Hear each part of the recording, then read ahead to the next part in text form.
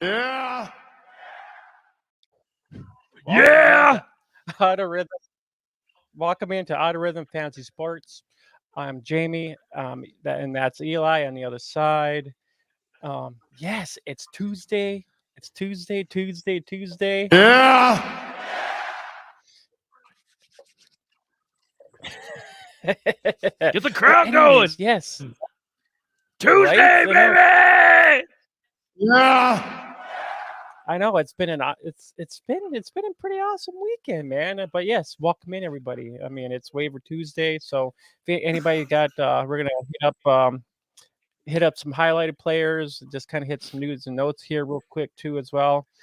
We just have a lot of stuff to get through. It's college spotlight. We got so stay tuned for a college spotlight. And then we got Eli's bargain bins, and we always got Eli's Fab Five, my sleeper six stuff going on too as well. So yeah, we have a lot of we got to hit the so stay tuned for all that stuff too as well. So yeah. So how was your dude? How was your weekend? Anything great with fantasy football this weekend? Man, we got a jam-packed night. Yeah, jam-packed night tonight. Jam-packed weekend as well. Got a lot of football in. Monday night game was kind of a joke. We'll probably get into some of the players in that game, especially with Josh Palmer being out. But Monday night was a joke, and we'll get into the other Sunday stuff.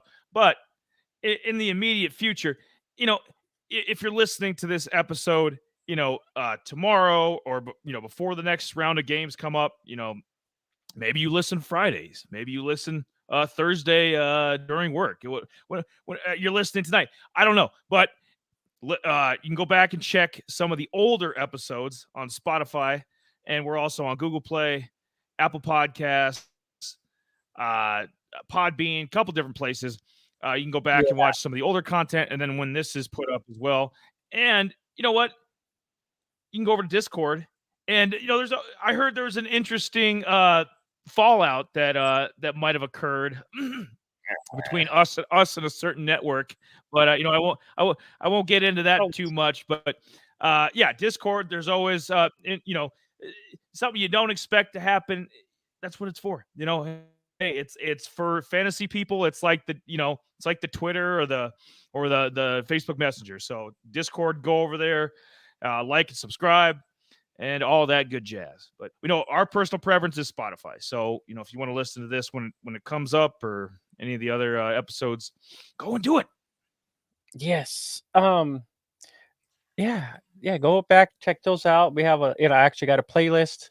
The college spotlight will be on there, and we'll have our highlight players on there. So if you don't always catch our show, I always kind of upload those after the show and whatnot. So those always go up in our highlighted section too as well, our playlist on there. So our Discord link is actually in the link in the description below. But yeah, I mean our Discord's awesome.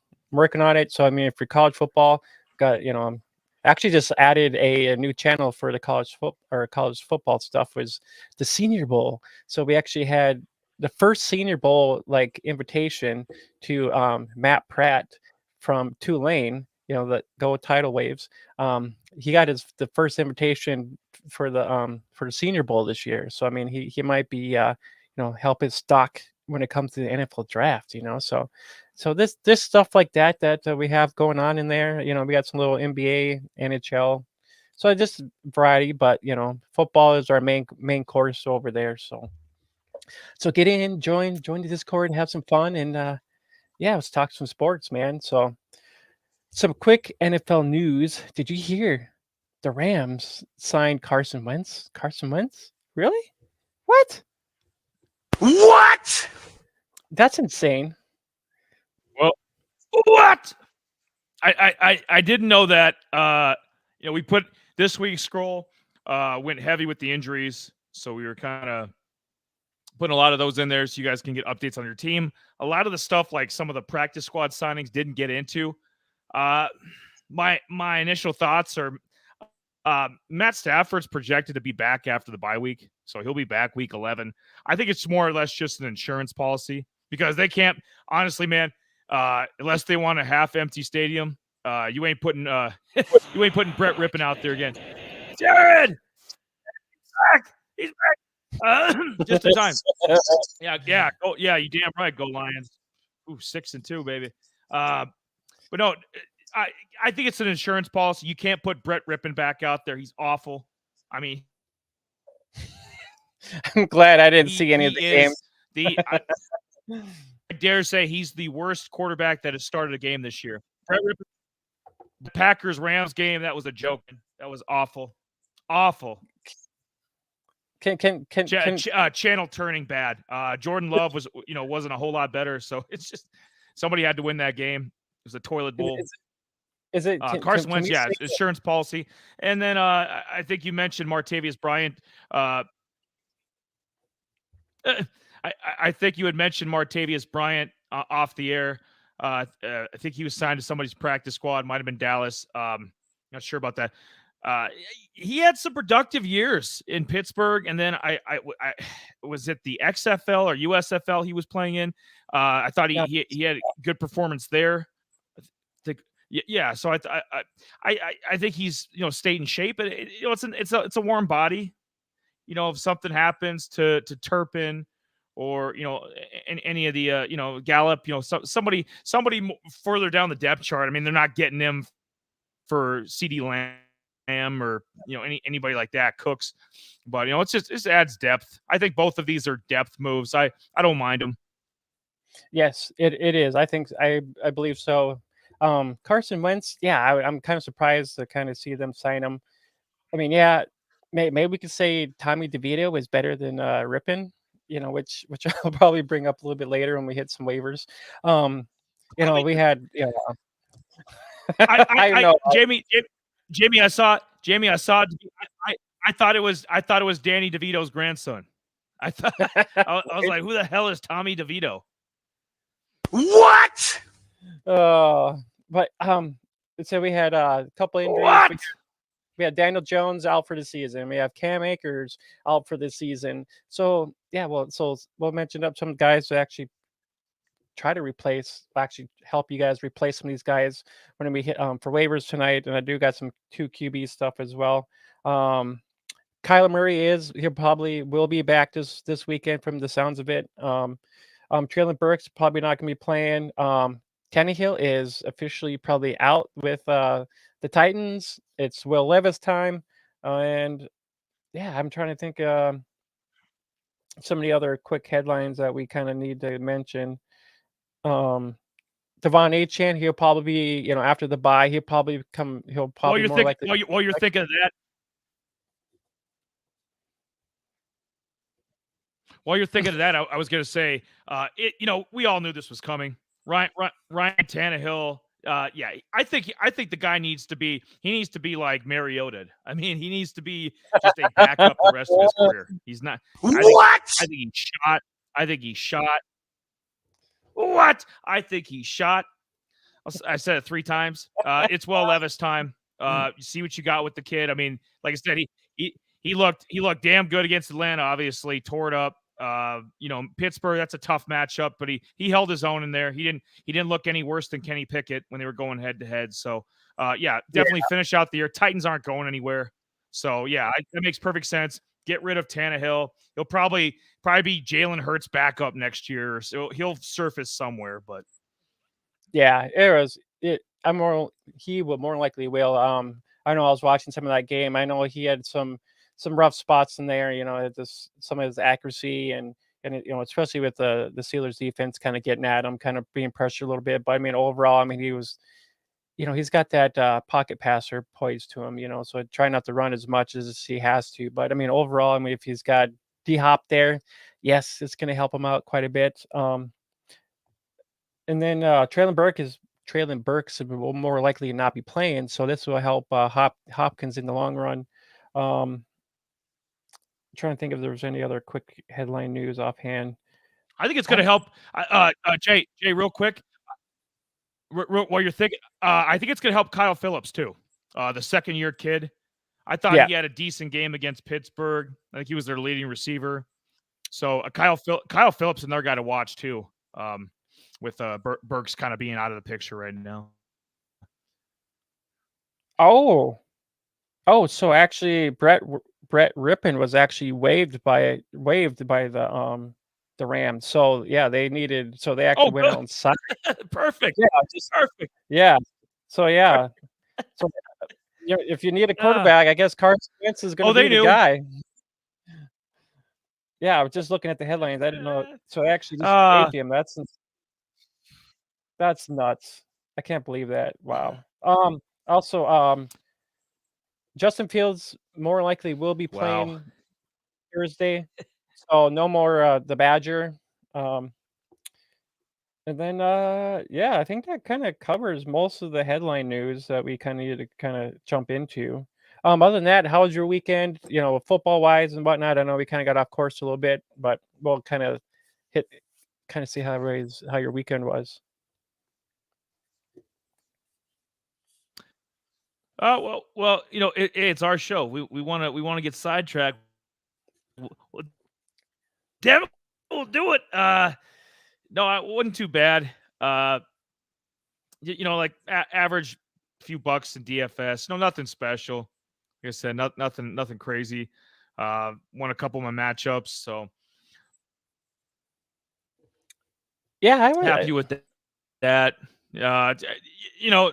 Nobody saw. I left CJ Stroud on the bench on one of my teams, and I mean, there were a couple weeks there where he had a lull where he'd have 190, 200 yards passing with no TDs. So Geno Smith, yeah, that not going to happen again. Geno Smith, I am. It's tough because they got so many weapons, and Drew Lock isn't any better, so he's not going to get. Geno's not going to get benched for Drew Lock. It's too good of they're a playoff team, and so it's not. But Geno's putting fantasy owners in a bad spot. I've got 2 shares of him, 2 of my 5 teams. He's my quarterback, and I'm one of them for sure. I can bench him. Like I said, I got CJ Stroud. The other one, it's iffy. So it kind of trying to determine what to do with Geno. I think a lot of people are in that spot, but just see what happens after the second half of the year. We'll see what happens with Geno, but yeah, definitely CJ Stroud just tore it up, man. I mean, that's the biggest of any quarterback this year. That's the biggest number. I think that was even more fantasy points than what Tua did. That second game. Yeah, yeah, yeah. More, believe so. Yeah, I think that probably surpasses him. But I would have to go back and take a look and see what Tua's best game was. But yeah, I would believe that's better than Tua's performance here. I think early in the season. I had a pretty good weekend. I won in our 12-man, just barely. I actually funny thing. I was trying to stay up so I can actually make some more roster moves. Fell asleep, and I won without changing my quarterback, which was I just blew my mind. I actually had the Chargers defense and whatnot, so that helped me out win my matchup. In all my crazy thing is in all my sleeper leagues, I am 5-4 in all my sleeper leagues. Just crazy, 5-4. It's So I won Nice. some, lost some, and I am still undefeated in the Well, NFL. And you're I'm still undefeated in NFL. you're on the proverbial razor's edge with all those teams. It's teetering. Are you gonna go up to 9-5, or are you gonna go to 6-8? Right? So it's just be interesting to see what Yeah. happens with your teams. But I mean, yeah, that's not a terrible spot. To 5-4, if other guys are at 5-4 right now, it's not a terrible spot to be. Even 4-5, I think you're still in a good spot. You can still kind of run off, get to 8-6, get in, if it depends on the size of your league, try to get into a playoff. I think 8-6 is definitely manageable. 9-5, I think you're for sure in most leagues, but 8-6 is at least gives you a puncher's chance. But I think if you're 3-6 and below, I think it's time to close up shop.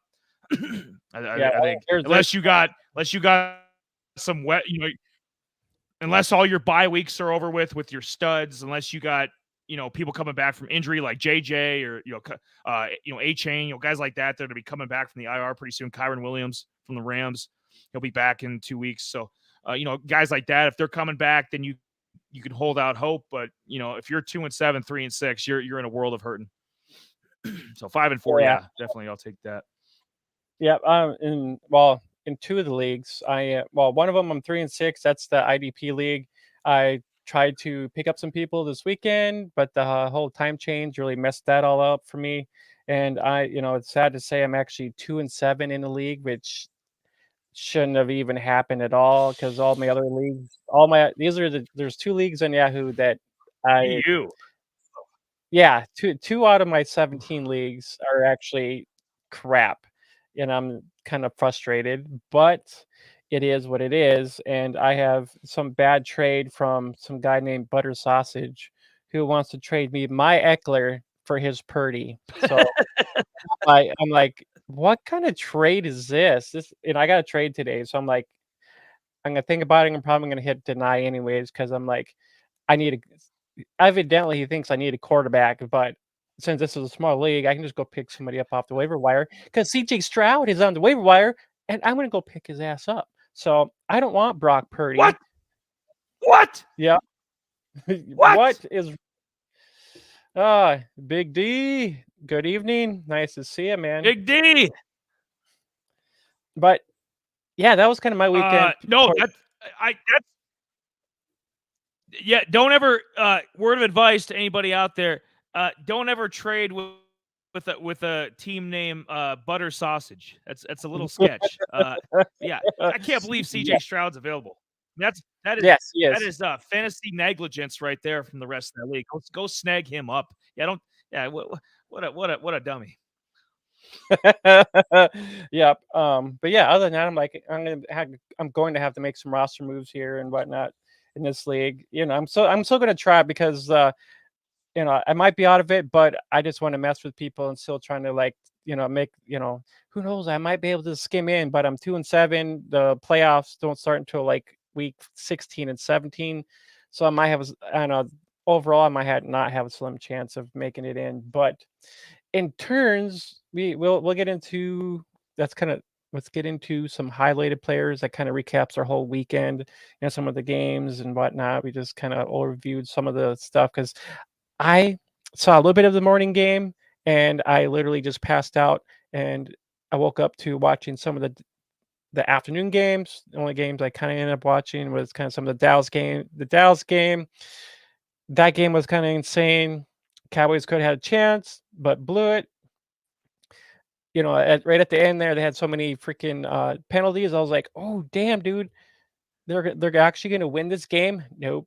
So I was a little depressed about that, but that's something that should be expected. But overall, I mean, Dallas did look decent enough to actually come back and actually win this game.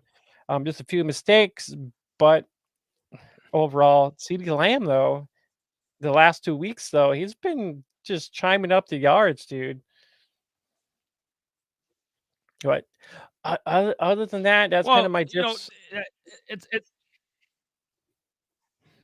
I worry a little bit about Pollard. Tony Pollard's kind of it's almost like he needs a complimentary back. Like losing Zeke wasn't, he kind of had to do it because you need the salary cap space. Especially with, having to pay Micah Parsons coming up and a couple of guys on the defense, Lawrence, guys like that. You needed the space. I get it. But I would have loved if Dallas had traded for a Derrick Henry, just get a rental, just get a bruiser, just, second half of the year. Because Pollard by himself, he's just not an elite back. I mean, we thought last year, the last 2 years, if Pollard got the majority of the touches, or if he got a full run as the feature, he'd be elite. Now he's not. I don't even think he's a top 10 back. I mean, honestly, What? I could probably name 10 guys I'd rather have than Tony Pollard right now. But fantasy wise, but no, I love what I'm seeing from CeeDee Lamb. Jake Ferguson, most underrated tight end in the game. I mean, it's incredible. I don't know why people are still sleeping on him, but Ferguson is blossom, man. I mean, you might have the next Jason Witten on your hands. This kid's damn good. Dak's been playing solid, and you guys are going to win 11 games. I wouldn't, you hung in there with Philly, you went toe to toe. I mean, Same thing with Miami. I know people were saying, oh, they were down, because they were down 21-zip and stuff. But I mean, they came back. I mean, they Kansas State didn't blow them out or anything. I mean, they 21-14. So, Miami, they're going to get into the playoffs. They'll win 10 games, 10, 11 games. Dallas will win 11 games. So these teams that people are overreacting about, I don't know. I still think they're good teams. Right now, I mean, Ferguson's actually the tight end 12 on the season, with 82 fantasy points. So, I mean, that's top 15. I mean, that's not bad at all for him anyways. But yeah, I mean, other than that, it's kind of my overview with the Dallas game. Other than that, I didn't really watch the Sunday night game because I was just kind of like, whatever. I didn't really skim into the Monday night game either because I was just like, man, just the line, the Chargers just ate up the Jets. I thought the Jets. Two words about Sunday. Two words about Sunday, Jay. Joe Burrow. Joe Burrow. Joe Shiesty, there you go. Yeah, that sums up that game. Yep. Buffalo had the Monday no night answers. And the Jets. It was awful. Chargers smacked them around. But if you're a Jets fan, I might have some good news. On the Pat McAfee show today, Aaron Rodgers was kind of hinting that he might be back in 6 weeks. If you can believe that. Yeah, Aaron, like if they're still in content. I think he's serious, man. I really do. So, if people, how we can, relate this to fantasy, like if Aaron Rodgers is on, if he's available, I think in Yahoo, he's like 13% rostered. I mean, I know it might be too late at that point. You might be championship weekend or in the playoffs in the fantasy. But I mean, if Christmas week, I think that's what, week 15, probably 16, week 16. So that's right in that semifinals or finals in fantasy, pretty close to that. I'd get Rodgers. If you got a roster spot, I'd go grab Aaron Rodgers. In a deeper league. Absolutely. Sleeper 16 man. If you got a roster spot, I'd grab him. I'd grab him and put him on IR. I've done that before. I did that with Pat Freiermuth from Pittsburgh. Some moron dropped him in the league. I picked him up, put him on IR. I think Pat's going to be back week 11. So I definitely needed. Higbee was my tight end, and so this, Freiermuth is definitely an upgrade over Higbee, in my view. And I think Pittsburgh's offense will be better too when he's back. But that's just an example of like thinking ahead. It sounds goofy now. Oh, Rodgers probably isn't going to play, especially redraft league. I'm not going to waste a roster spot. But if you could pick him up, put him on IR, then he's not costing you any space. And if he's back and you need a quarterback, if you're in your fantasy playoffs and he's there, just saying, I believe him. I think he's close, man. I honestly don't think I wouldn't need. I mean, if you're in keepers league and maybe wanting to pick him up by the end of the year, sure, do it. But I wouldn't pick him up. I don't think the Jets are super enough to actually try to play him. Yeah, definitely keepers. So I mean, I wouldn't at all try to like pick him up, try to play him for fantasy, championships and stuff like that.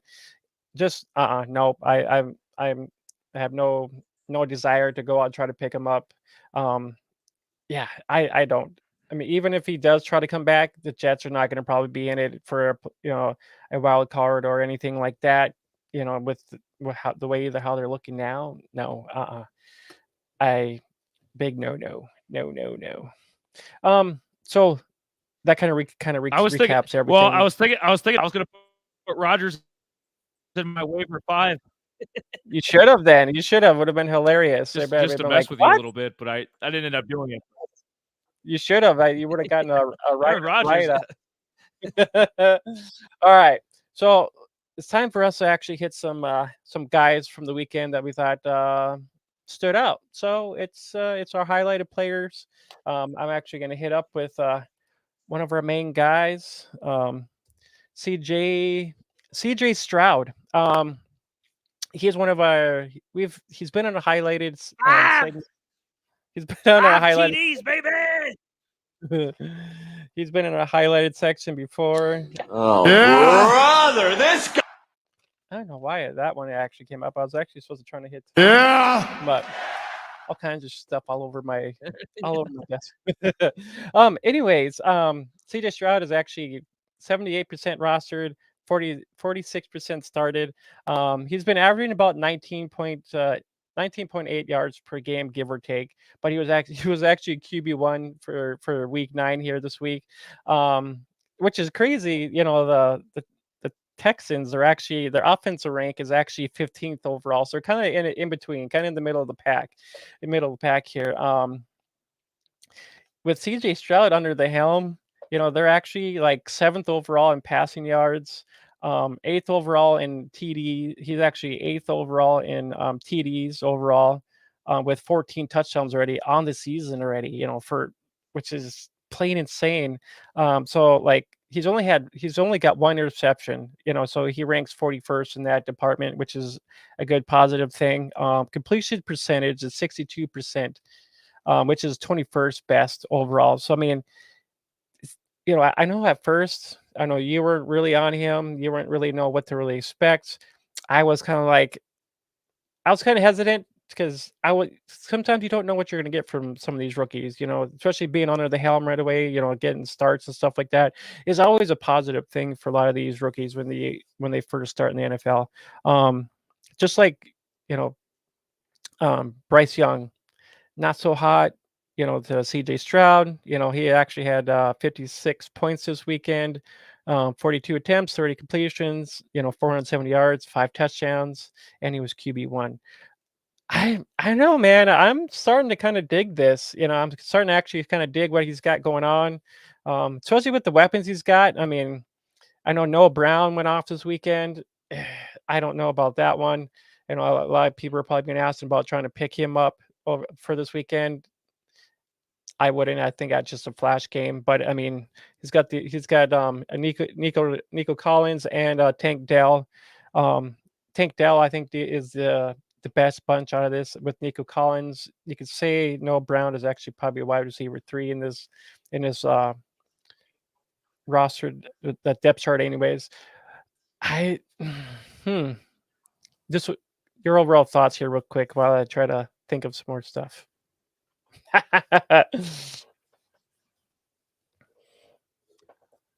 We might have somebody in the college spotlight that might assist Mr. Stroud next year. Just saying, you might want to stick around for that. Maybe another half hour, 45 minutes. We'll get into that gentleman. But yeah, no, CJ Stroud tore it up, and you know, I'll be the first to admit, like I thought Will Levis, you know, I thought he was all, you know, Instagram, you know, kind of into himself, like Zach Wilson, you know, just a guy into himself, didn't, you know, particularly love football or had a high football IQ or any of those things. And maybe he doesn't, but Will Levis has a cannon and he looks the part, and we'll see what happens there. But CJ Stroud's like the complete package, man. I mean, I wasn't sure how this was going to translate. I mean, these Ohio State quarterbacks, I mean, I can't name a single one that's panned out. I mean, really, they've all been, even Justin Fields, my opinion, is going to be a career backup after this year. The Bears are going to get rid of him and move off him. That's where he goes. But then you go back to Troy Smith and some other guys. But yeah, no, I'll be the first to admit, like, yeah, this guy's a complete package. He's better. He's better in AR5. He's better, obviously, way better than Bryce Young. I think he's better than Will Levis. This guy, he's the cream of the crop in this class. And you know, somebody might say, I'm surprised Jared's not saying, oh, what about Hendon Hooker or Aiden O'Connell or nope, none of those. Nope, CJ Stroud. He's the creme de la creme. No, Nico Collins, underrated receiver. I know you're more Tank Dell than Nico, but Nico is solid. I would, if they could get a number one, like the guy we're about to talk about a little later, if they could get a true number one, I think this team would be lethal, and I think they'd be dangerous in the AFC next year. I really do. Nico would be a great number 2. I think Tank Dell would be a great number 3. And then you kind of just start sliding guys down the depth chart a little bit. Robert Woods, I don't know how many years he has left, but he's kind of banged up right now. But I love Dalton Schultz. I love the tight end.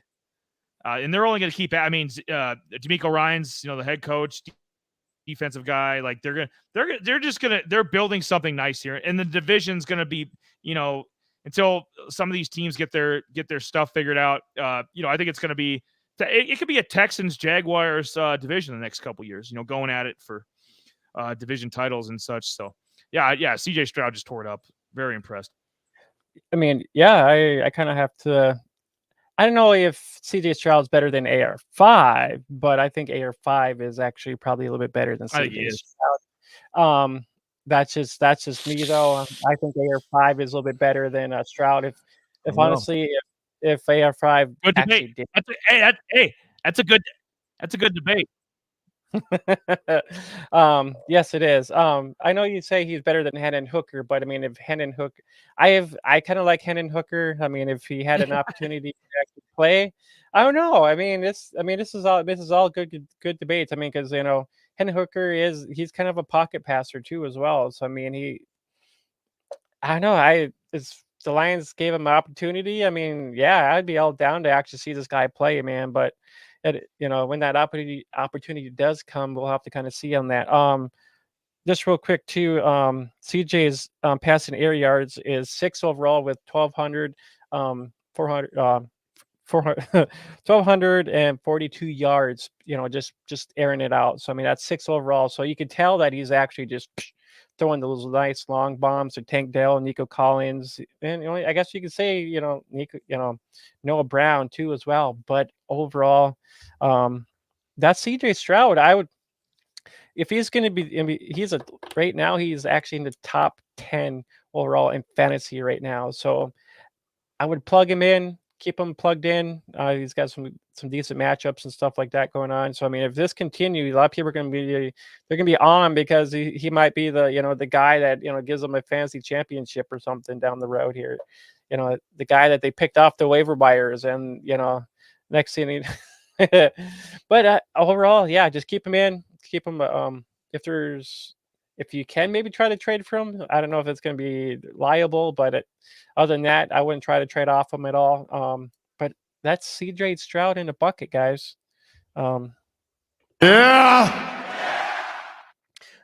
Other than that, let's get on to the next guy here, which is his which is his buddy in hand, Tank Dell. He's actually been kind of coming along. He's actually been coming around. Yeah, baby. He's actually 61% rostered. He was 25% started.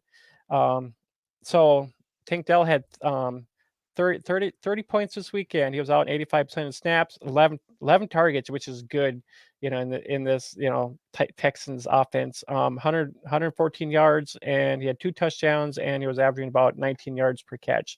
So overall, I mean, Tank Dell, I know we were just talking about, this Texans offense and whatnot.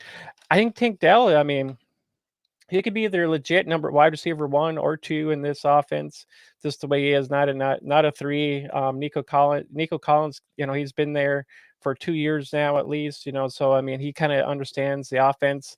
I mean, Robert Woods, he's going to probably be out the door sooner or later. Noah Brown, I know he was a Dallas guy here not too long ago. Noah Brown is he's a hit and miss kind of guy. He could be that wide receiver 3 if they need to. I mean, it showed this weekend. I mean, 135 yards, a touchdown. Yeah, waiver wire one. He's pretty much a waiver wire wonder. Just he's in and out, and I don't see him repeating this at all. I could be mistaken too as well, but I like Tank Dell over Brown as well. Right now he's actually 5th overall in the rookie department with 454 yards. So I mean, that's not bad at all for rookies coming into the season here. I mean, that's Puka's ahead of him, Addison as well. I think there's a couple other ones as well too. But he's got four touchdowns on the season. Addison has a little bit more than him. He's got 7. So I mean, he's 2nd overall in the rookie department with 4 touchdowns. But I do like what I see from Tank Dell. I mean, he got a little injured. He was out for a little bit, but he's back. He's back though. So I mean, I think This is CJ Stroud's kind of favorite guy. You can put it that way. Um, Whoever is open first, either if it's Nico or Noah, but I think he's shooting for Tank Dell for a good majority of the time. But it all depends on what defense they're playing that week too as well. Eli, what are your thoughts on Tank Dell? No, yeah, no, we called it. I mean, we've been talking this guy up all year. We talked him up back in July and August. I saw this coming, and the guys ahead of him. I mean, think about it. It's Puka Nacua is going to end up having an all-time rookie season. I mean, these are the two guys in front of him, and then I don't know the other two offhand, but I mean, if Tank Dell is 5th in yards right now for rookies, I mean that's a damn good number. I mean, really, and he's missed I think a game or two. I know for sure one game, might have been two. Yeah. So if Tank ends up with, if he ends up with 900 yards this year, that's a damn good rookie season. Nothing to hang your head about. And the fact that the Texans are like I said, I don't trust Noah Brown. Noah Brown, if people are going to run out, if you're desperate in a deep league, Noah Brown might be an option. But I hope that people aren't rushing out in like 12-man or 10-man, smaller leagues and trying to grab up Noah Brown, because that's like we said, that's a waiver wonder. That's a 1-week wonder. You're going to end up paying a steep price for that, because that's going to be one of the 2 games this year that he has a decent number. Everything else is going to be 2 targets, 1 catch, 16 yards or something. So you're going to be sadly disappointed there. But going forward, Tank Dell, Nico, and then when Robert Woods gets healthy again, I think Robert Woods will be the 3. So, and Noah Brown could be the 4. I mean, I'd have no problem as my number 4 receiver, but that's all he was in Dallas. I mean, he was a number 4, number 5 receiver in Dallas. Yeah. And I don't see him. I don't see him having like a risk. He was shipped out. He got signed by the Texas and the other Texas team, and just starts starts having a run for himself, and now he's an elite 1,000-yard receiver. Like, no, I don't buy that. Yeah, I don't. I like Tank Dell in this situation, especially with all the rookies kind of meshing together, and I don't think they have too much longer with Robert Woods anyways. I think they signed him to a 3-year deal. So I mean, maybe after this year, maybe he's gone, so it's hard saying. Maybe they find another wide receiver in the draft and be all nice and young. This will be probably an uprising team for next year, depending on what they do in the draft. And this will be kind of a fun team to, talk about this summer, just next summer. So I mean, I'm kind of curious to see what their team will look like, and what our optimism might be when it comes to this team. So I'm very curious what 2024 might look like. But as of right now, I'm sure Tank Dell could be on some of your guys' waiver wires, and it's hard to say, but just go out there and take a look, and I wouldn't mind throwing Tank Dell in there just to see what happens. But that's my thoughts. He is actually 5th overall in the rookies, so ahead of him it goes buddy. It goes Puka, Jordan Addison, Josh Downs, Zay Flowers, and then Tank Dell. So I mean, that's kind of where he lies right now as far as yardage wise. But far as targets, on the other hand, I think he's actually 7th in target wise in the rookie department. So, 6th, just minus out Sam Laporta. So about 6, you can say. Well, actually, no, 5th. With Dalton Kincaid and Sam Laporta in that mix in there. But yeah, so probably 5th overall in targets when it comes to the wide receivers in that area. But yes, on to our next guy. He ran for so many yards, and it's Keaton Mitchell. Quote the Raven, nevermore. I know. I mean, it's crazy to say that I've been on this guy. Well, we talked about this guy this summer. I kind of mentioned him a little bit this summer, and we kind of mentioned him during the season a little bit. We kind of talked about him a little bit. I thought he was the better back out of the other the Gus Bus and the freaking Justice Hill. But he actually had an opportunity to actually run the damn ball. 23 points. He was only out in 18% of snaps. 19 carries, 138 yards, a touchdown, 15.3 yards per carry, with just a little bit of limited touches he did get in this game. Dude, he looked amazing. I mean, just a little bit of just a little bit of the tight squeeze, and he was in and out of those out of that offensive line like as shotgun. It's just like, damn, dude. um yeah, once this kid gets to the second yard, the second level, dude, there's no catching him. I mean, the crazy funny thing is actually his dad played for the Ravens back in the day. I was actually watching this morning on on Good Morning Football. I didn't know his dad actually was a Raven. So for him to actually be an undrafted free agent, signed with the Ravens was not a bad situation if you think about it. Um, I think with the game that Mitchell had this weekend, it puts this into a RBBC just because they have so many good guys. Gus Bus has actually kind of turned it on here this last couple weeks. With his running style and a couple touchdowns here and there. He's had a couple touchdowns.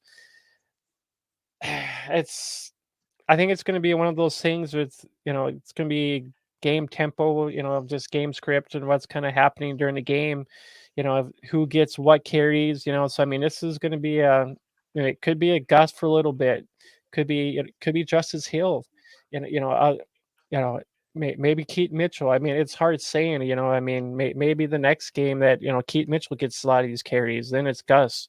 It just really depends on who they're playing this upcoming week. When it comes to Keaton Mitchell with this breakout game that he had. He's another guy, and I love every one of your points. He's another guy that we don't mean to toot the horn, but toot toot. We need a little sound effect for that every time we're right. Ding ding. No, we called it. We said I said, yeah, I know. I said by week 12, some of these guys, I'm like, hey, by week 12, hey, you might want to keep an eye on this guy. He might be their feature back. And he was their feature receiver, or, oh, okay, he'll finally get promoted to playing time, tight end or whatever. Now, hey, week 9, he finally explodes. It only took A-Chain a couple of weeks, down in Miami. Him and Mitch, I thought were guys later in the year would have value. And and Mitchell, we're dead on with that. Gus Edwards has had a nice little run here. Justice Hill had a nice little run, but it's Justice Hill, dude. I mean, we know what he's gonna get banged up. That's why I was talking about Melvin Gordon a few weeks ago about picking Melvin Gordon up, because I thought, okay, he's gonna get, and he did. He ended up getting some touches too off the practice squad. 80-year-old Melvin Gordon, because these Ravens backs, they can't stay healthy. Gus Edwards has got a history. J.K. Dobbins is out for the year every year. I mean, the guy's been in the league 4 years. I think he's been out 3 of them. You know what I mean? So these Ravens, it was only a matter of time. As good as Keaton Mitchell is, I can't. The scouting department needs to be hung or something, or like investigated or something, like how this guy went undrafted. I mean, this guy's got 1,000-yard running back potential. He really does, man. He's got the burst. He's just got a good awareness. The vision. I like everything about Keaton Mitchell. I hope he's going forward. I hope this isn't a 1-week wonder, and I don't think it will. He's way better than Noah Brown. I think if you grab him, and you'll see him here in the waiver section a little bit, I think you'll be rewarded for snagging him up.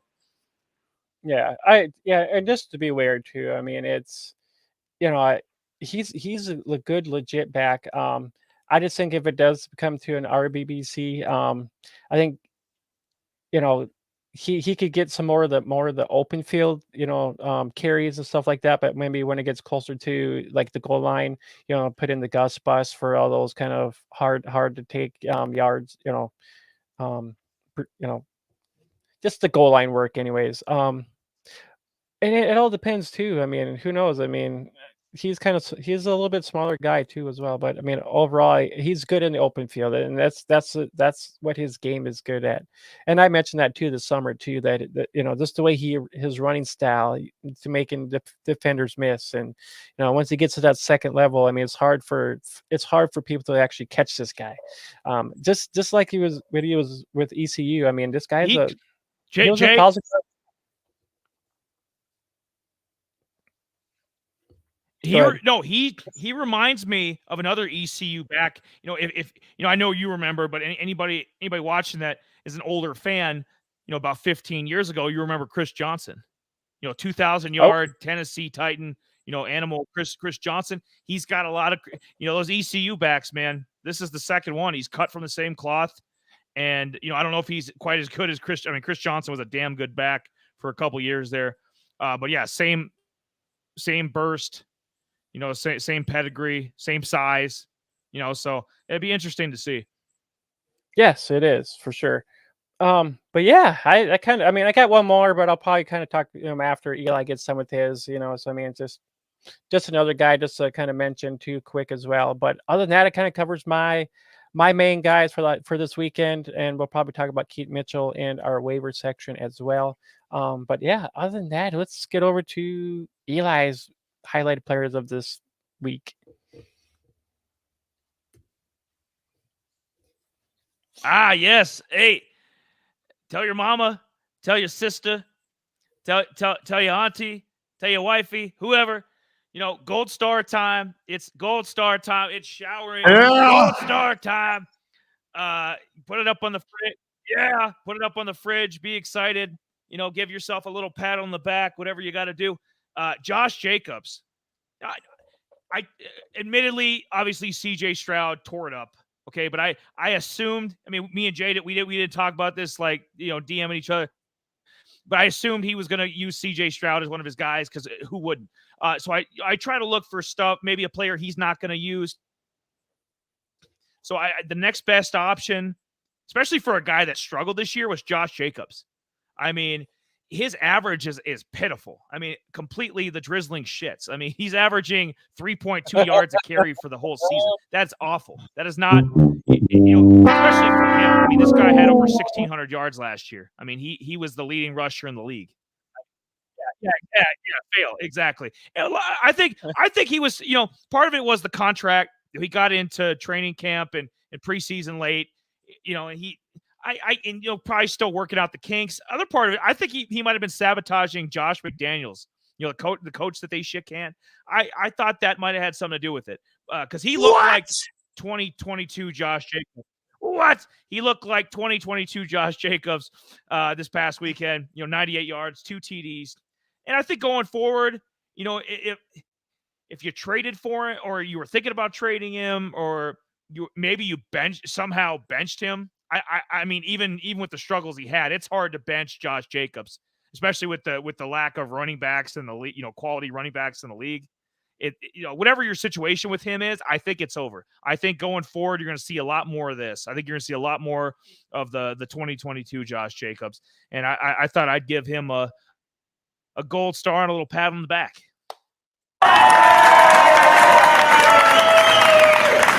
Yeah, it's I don't know.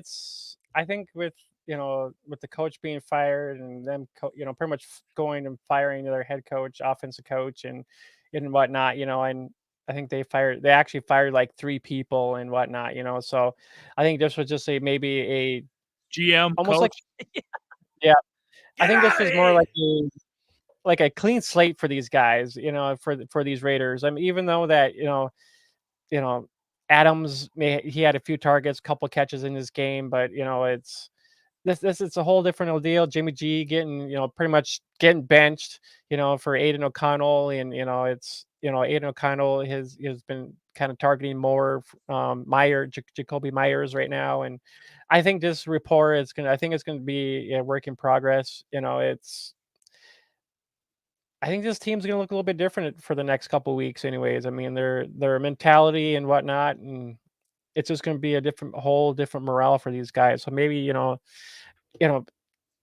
it's the question is, do we hang on to some of these guys or try to, see what happens or try to trade off, try to buy low on, Josh Jacobs right now before the, people's waiver before the deadline ends in some of these your guys' leagues and whatnot. That's the other question. If you want to mendel around with a guy like I him, would. You would, huh? I'd trade for. I would trade for him right now. Whatever. Yeah, if somebody, hey, if you're any of our leagues, if you got Josh Jacobs, I'll take him off your hands. We'll work something out. His stock is going to shoot up. Trust me.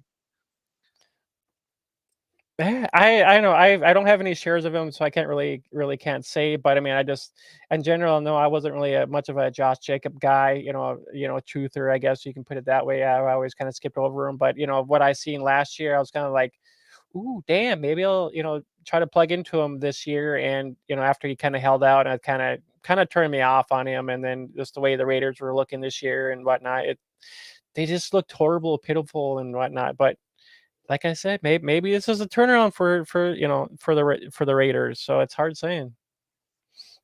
But yeah, that's kind of my take on this guy. Go trade for him if you can.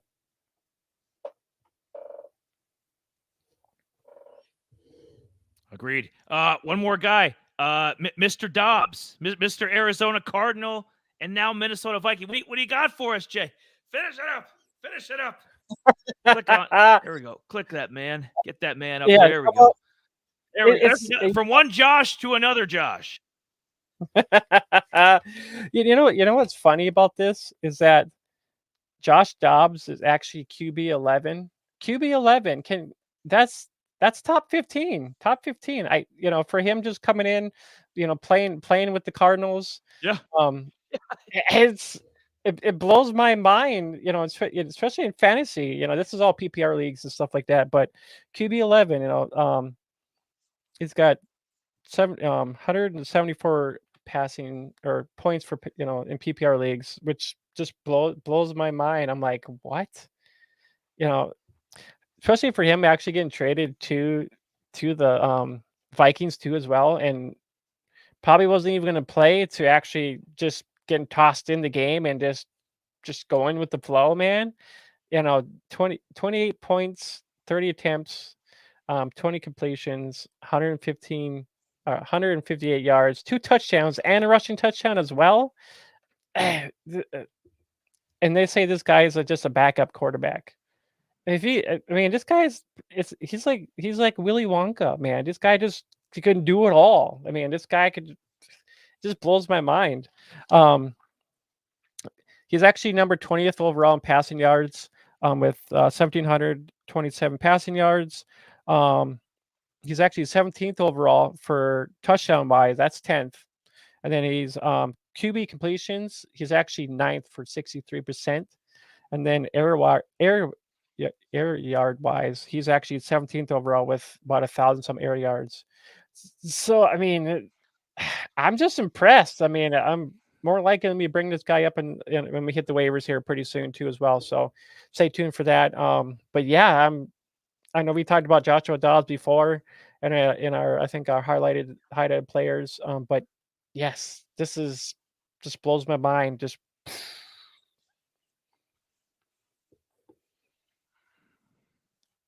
go ahead. To close out your point though, if because we're talking up Josh Dobbs, especially you, throughout the season. Like, hey, if you need a deep cut, deep league guy, Josh Dobbs is 16-man, and quite a few times he was on our waivers for Yahoo, even sleeper. And we thought he was going to be put in the scrap bin. We thought Kyler Murray. And then, even that bum Clayton Tune has looked like a bum so far. I know he's a rookie, but I don't want to pile on. He looked awful. against the Browns. Yeah. Boom. Yeah, that's about the one time that deserves that sound effect. It's just awful. But no, if you had shares of Josh Dobbs, you were like, okay, we're not going to be able to get a return, ROI. We're not going to get a return on our investment here. He's just going to have to drop him. I'll have to do something with him. Not anymore.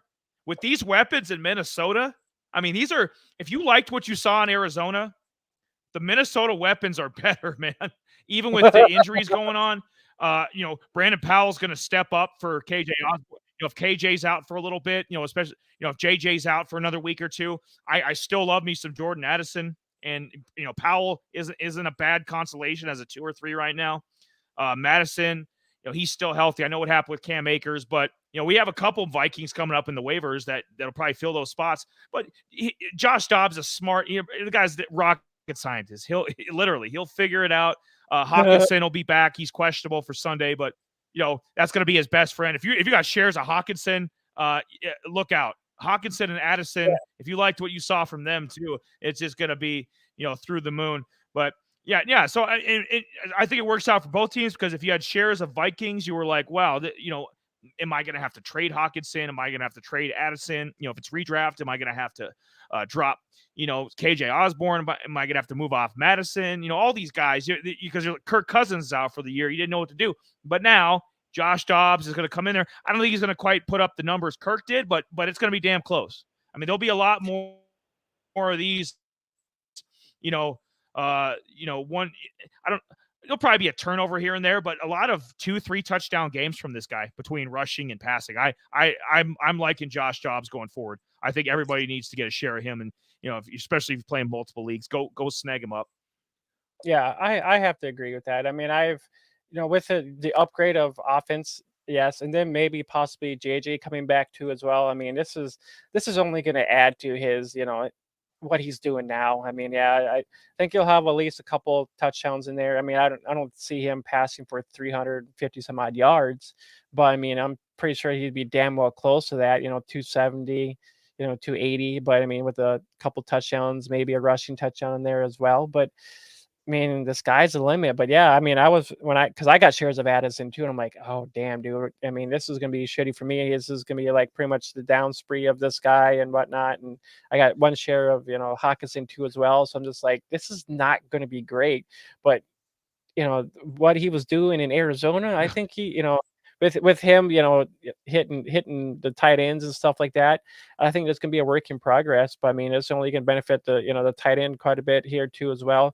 And then with him actually getting to knowing the names of the players and stuff like that, the more he plays with them throughout the year, I mean, yeah, this is going to be great for a lot of people that actually have shares of Addison, JJ, and Madison, and Hawkinson, and all these guys. So I mean, I like what I'm seeing.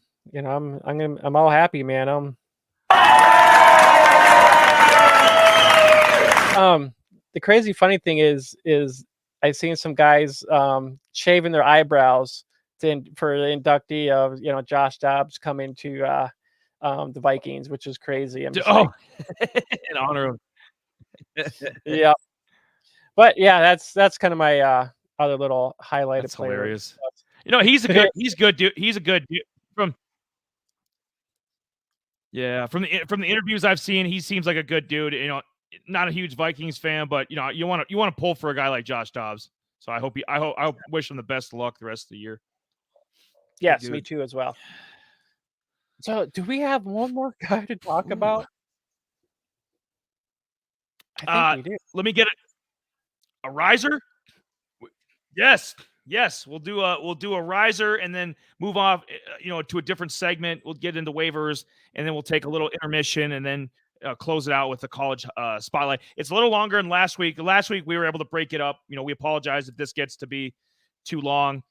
We'll try to maybe next week break it up into 2 nights again. I might have the time to do that, so then we can, then we can do give waivers its own segment and kind of game reviews and all that kind of stuff. But so last night I noticed a guy, and I knew of him from a little bit in college. I remember him at Stephen F. Austin.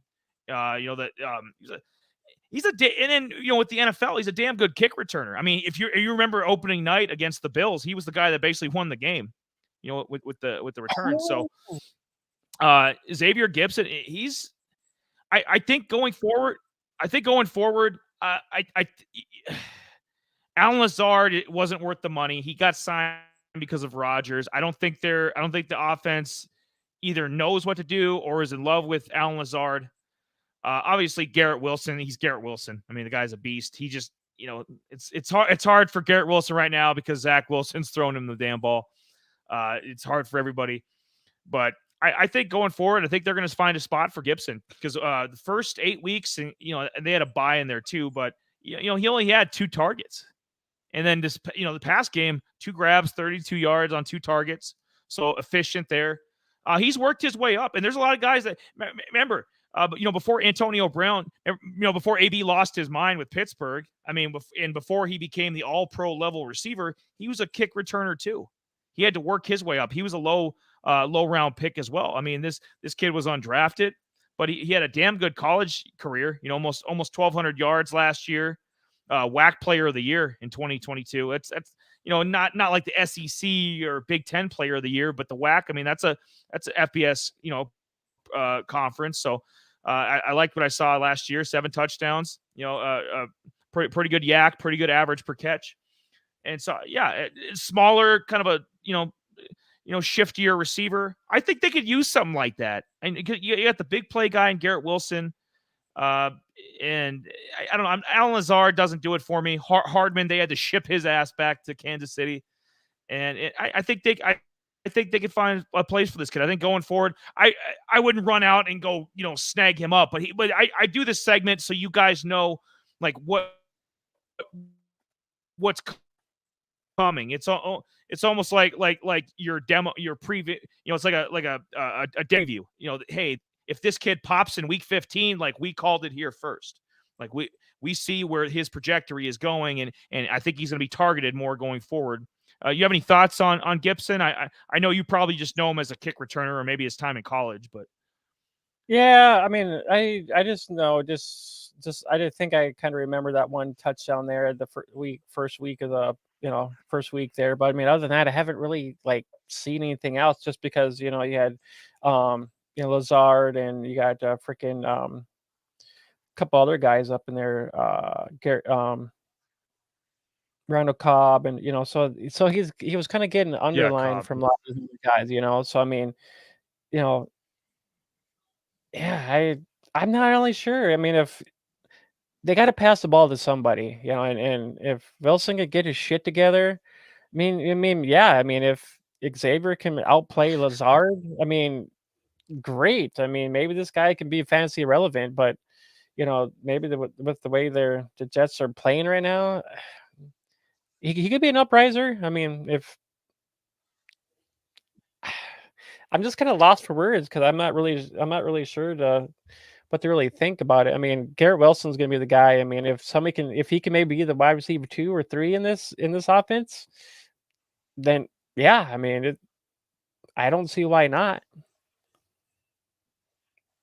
Right, that's kind of my overview on this guy. He hasn't really had a lot of the reset this game just targets. He wasn't really valuable.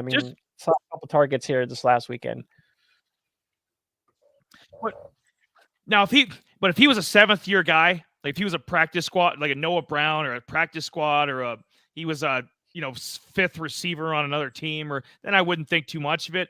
But the fact that they liked him in training camp, I know he's worked his way up. Like most guys at his spot have to. Hey, we're going to starting you off as a returner. See what you can do. He proved his worth. Basically, won them a game against Buffalo, and I think now.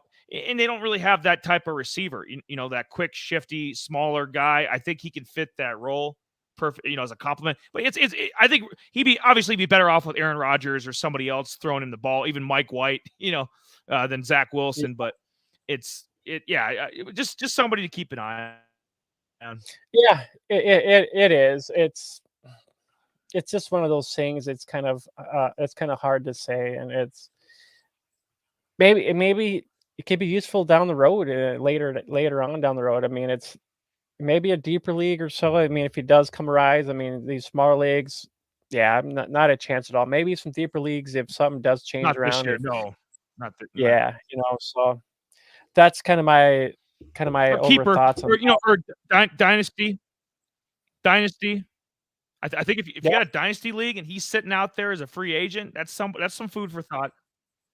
Yeah, for sure. Yeah, it is. Yeah, I would think so too as well. But other than that, guys, I think we're going to take a short little intermission here, real quick, and so stay tuned, and we'll be right back right after these. So stay tuned for the next segment. So stay tuned. We'll be right back.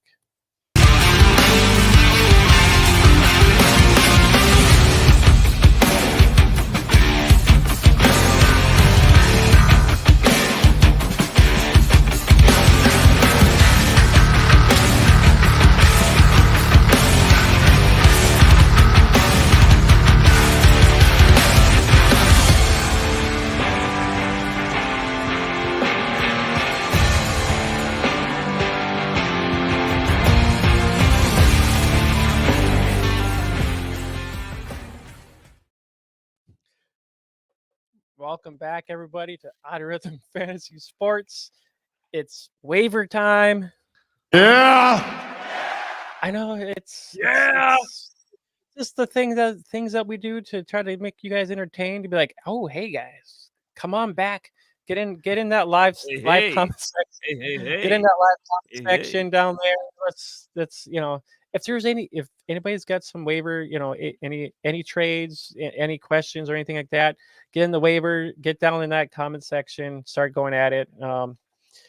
Yeah, man, it's waiver time, guys. It's time for us to get it into the waivers. Eli, let's hit into your Fab Five here, and let's get her done.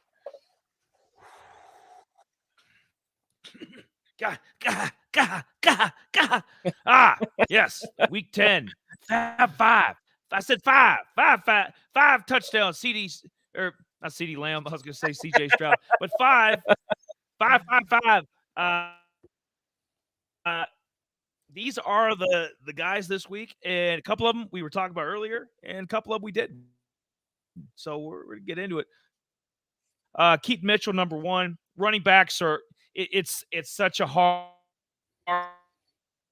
thing to do, especially for 6% roster. This guy's available pretty much any size. 20 man, I think he'd be off the board by now, because I think people had heard of some of the hype from the preseason, and just and the Ravens are a good team. They're a high profile team, so I'm pretty sure.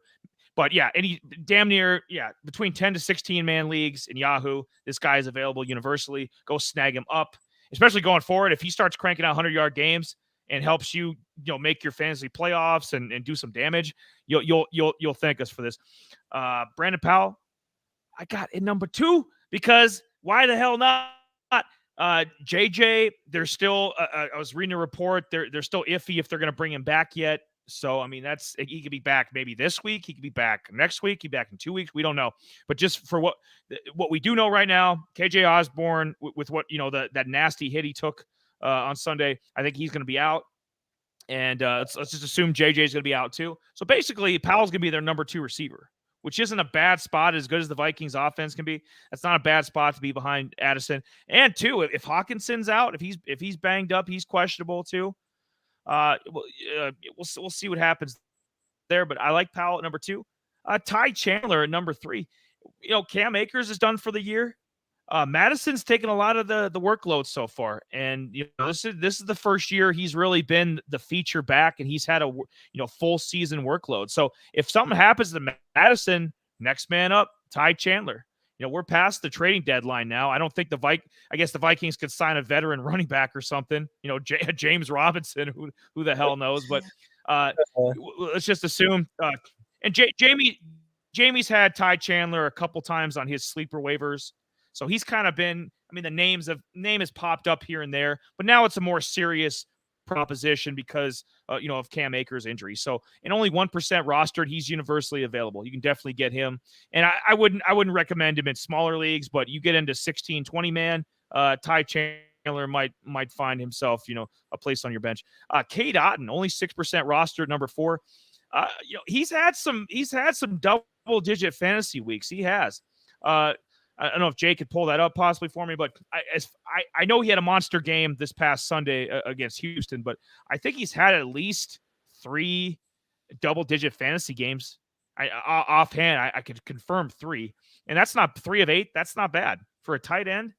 And he's, like I said, universally available. You can go snag him up in any size league. You could probably start with these bye weeks going on. You could probably start Cade Otton. And even in a 12-man league right now, you could probably start Cade Otton. It's not a bad play at all. And my number 5, Khalil Shakur. No relation to Tupac, although he spells it a little bit differently. California love. That's yeah. We gotta give Shakur his own theme song. He keeps playing like this. Right. He's gonna get his own theme song. I think he's been playing better, especially with the Dawson Knox injury. Dawson Knox is on the IR, so it's Kincaid is a one-man show at tight end. So in the Bills are always gonna chuck it down. The inconsistent Gabe Davis is, and Diggs is Diggs. Diggs is he's gonna eat every week. That's just what he does. But if you're looking for a no pun intended, a sleeper number 3, Khalil Shakur is your guy. I think going forward the rest of the years, back half of the year, he's going to do what he had a couple good games in the back half of last year too in his rookie season. So I like Shakur going forward. 6% roster, you can definitely get him as well in any size league. Those are my Fab 5 waivers. Any thoughts, Mr. Miller? Yeah, we mentioned earlier about Keith Mitchell, him being in an RBBC. So yeah, it's if you need a running back, it's hard saying how much fab to actually try to get him. I know I'm probably gonna try hard to get him just in case. I honestly had him in most of my leagues picked up, but with his injury and setbacks and stuff like that, that kind of I had no choice in actually dropping him, but I actually kept 2 shares. I actually in dynasty leagues needed the roster spot. Yep. Yeah, I didn't want to, but I'm like, damn it. And now I'm just kind of mad, annoyed about it. But yeah, Powell, yeah, if KJ is out, I mean, yeah, totally be down for that for him in that offense, but especially with Dobbs slinging it to whoever is going to be open. Yes, we brought up Ty Chandler before, and I might try to. I'm debating if I'm going to go out and try to snag him up if needed, just in case. I think this is going to be, I think it's going to be kind of a hot hand. I mean, kind of see because before I know he's actually he kind of outplayed Madison before with some of the snap shares and stuff like that. It all depends on the game in a game situation and stuff like that too as well. Cade Otton, yes, I mean he's actually been rising and I had it written down. His target share has kind of been going up here the last couple weeks. His touchdowns been going up too as well.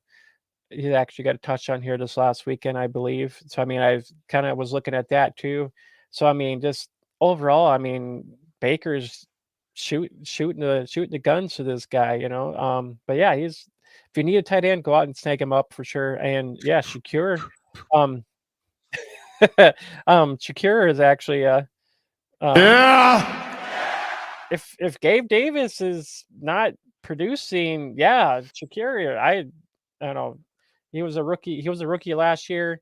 Yeah, he's actually kind of got some explosiveness to him. So I mean, he can go deep if needed to be. Yeah, he had 4 targets here this week. I think this is there's only things to blossom with this kid. Gabe Davis is always kind of hit and miss when it comes. One day he blows it up and has 2 touchdowns, and then the next game he's pretty much 1 target. So I mean, I would take my chances with Shakur being, either being in the slot and whatnot. So I mean, it's only going to help your cause if you're looking for somebody. Then we got Donovan here. A must pick up is Danny DeVito. Maybe we. I don't know. Is he on our list, or maybe just a mention to pick up? I am not sure. But yeah, it's a good list for your Fab 5 and Yahoo over there. I'm sure there's probably a few more guys that you can probably look at picking up over there, which I'll probably I'll mention some guys. You guys want to hit the sleepers in a moment. I'll give an honorable mention here, quick, Jay. Usually we talk smack about this guy, but with all the injuries going on with Devontae Parker and Kendrick Bourne, New England, Mac Jones has been playing a little better. They're not winning games, but fantasy wise, he's been doing a little bit better than he was earlier in the season. Juju Smith-Schuster, 19% rostered in Yahoo leagues. He would be like, if I did a list of 6, he would be the sixth guy. So Juju is out there as well. Yes. And now, if people are playing in sleeper, or I kind of like a little bit more than Yahoo. Yahoo's kind of being almost kind of like an ESPN, but still better than ESPN. So on the sleeper side, these are for 10 to 12 man leagues. Some of these guys are probably still out there. It was kind of hard for me to kind of decide because I kind of broke down what running backs, what quarterbacks, wide receivers, yada yada down. I got Deshaun Watson, 65% rostered. He had a pretty good weekend here this weekend. 23 fantasy points, 2 touchdowns. Then we got Joshua Dobbs for the second guy, 28 points, 2 touchdowns. He only had 158 yards. I mentioned him earlier in our highlighted section here. And then we got Juju. I'm not really a fan of Juju, but they need somebody to toss to. He's 26% rostered, even though I don't like Juju much, but he's a guy that they think they snagged up for a couple of years. So I mean, he's got to do something in this offense. Keaton Mitchell, we talked about him earlier, only 3% rostered. We just watch out for that RBBC because it's pretty much a 3-headed monster right now. So it's going to be probably a game time, pretty much a game tempo kind of thing when it comes to which guy is going to be getting the bulk of the snaps and whatnot. Kate Otten, we just mentioned earlier, I like that fact that his target share is going up and he's seeing receptions, and I think he's like tight end 15 right now, I think, offhand. And then Darnell Mooney, not a fan, but I mean he's 20% rostered, and he's actually I think with Fields coming back, he is kind of Mooney was one of Fields' favorite targets, so it was hard for me to kind of like get a 6th guy in here just because I'm like, I need some variety up in here, especially with quarterbacks, wide receivers, tight ends, and whatnot. But for just a few mentions too, maybe if you do need a quarterback, especially in 12-man leagues, maybe Aiden O'Connell, but it's just I would have to see more on that. But Joshua Dobbs and Deshaun Watson would be the main guys that maybe target in there. I know Keaton probably the main guy. But for some other guys for 12 to 10 is Michael Carter and Miles Sanders. He could be out there. I'm not even though Chuba Hubbard actually took over this kind of running back, Sanders still kind of involved a little bit. He's still seeing 25%. I know, right? Miles Sanders. A couple other so one other guy possibly is Jalen Tolbert, but I would go with Juju and Darnell Mooney over these guys. And then so for 2 QB leagues real quick too as well, I would check for Tyler Heineke, Kyler Murray, Minshew, and then Tommy DeVito if it all comes down to it in 2 QB leagues for sure. But just your quick thoughts on these guys here. Well, Tommy, I was about ready to keel over laughing with Tommy DeVito. I'll tell you that. Yeah, him and Brett Rippon are 1A in terms of the worst people to quarterback an NFL team this year. Clayton Tune is number 3. So those are your list. Wow. Darnell Mooney, I think that's a decent ad because Cole Kmet might be banged up. I know he's questionable for Sunday, so we'll see what happens there. And Fields does like Mooney, so it's not going to hurt to have him and DJ Moore. He's always, the Bears are awful, but he's going to be their number 2 right now, so that's not the worst. He's in the starting lineup pretty much, so it's not a bad place to be. Like we mentioned Juju, we mentioned Kate Otten, Keaton, Josh Dobbs, obviously. Josh Dobbs, yeah. If you can't find a roster spot, on a 12-man as your backup, at least he's worth being a backup. Come on now, or a 2-quarterback league. There's room for Josh Dobbs, especially with some of the weapons he'll be working with once the Vikes are healthy in a couple weeks. And then Watson, I don't trust him. It's just how he's feeling that week. You know my thoughts on Deshaun Watson. When he wants to play, when the guy actually shows up and wants to play and actually utilizes his receivers and and actually I got life easy. I got a great defense and decent running game. And this guy, he could put up a decent fantasy line. We've seen him do it a couple times this year where he's had like 280, 250, 2 touchdowns. When you get a consistent 3-4 game stretch of Deshaun Watson, then I'll consider getting shares of him. But until then, I stay away from Deshaun Watson. This is Deshaun Watson could be our 50-cent piece of he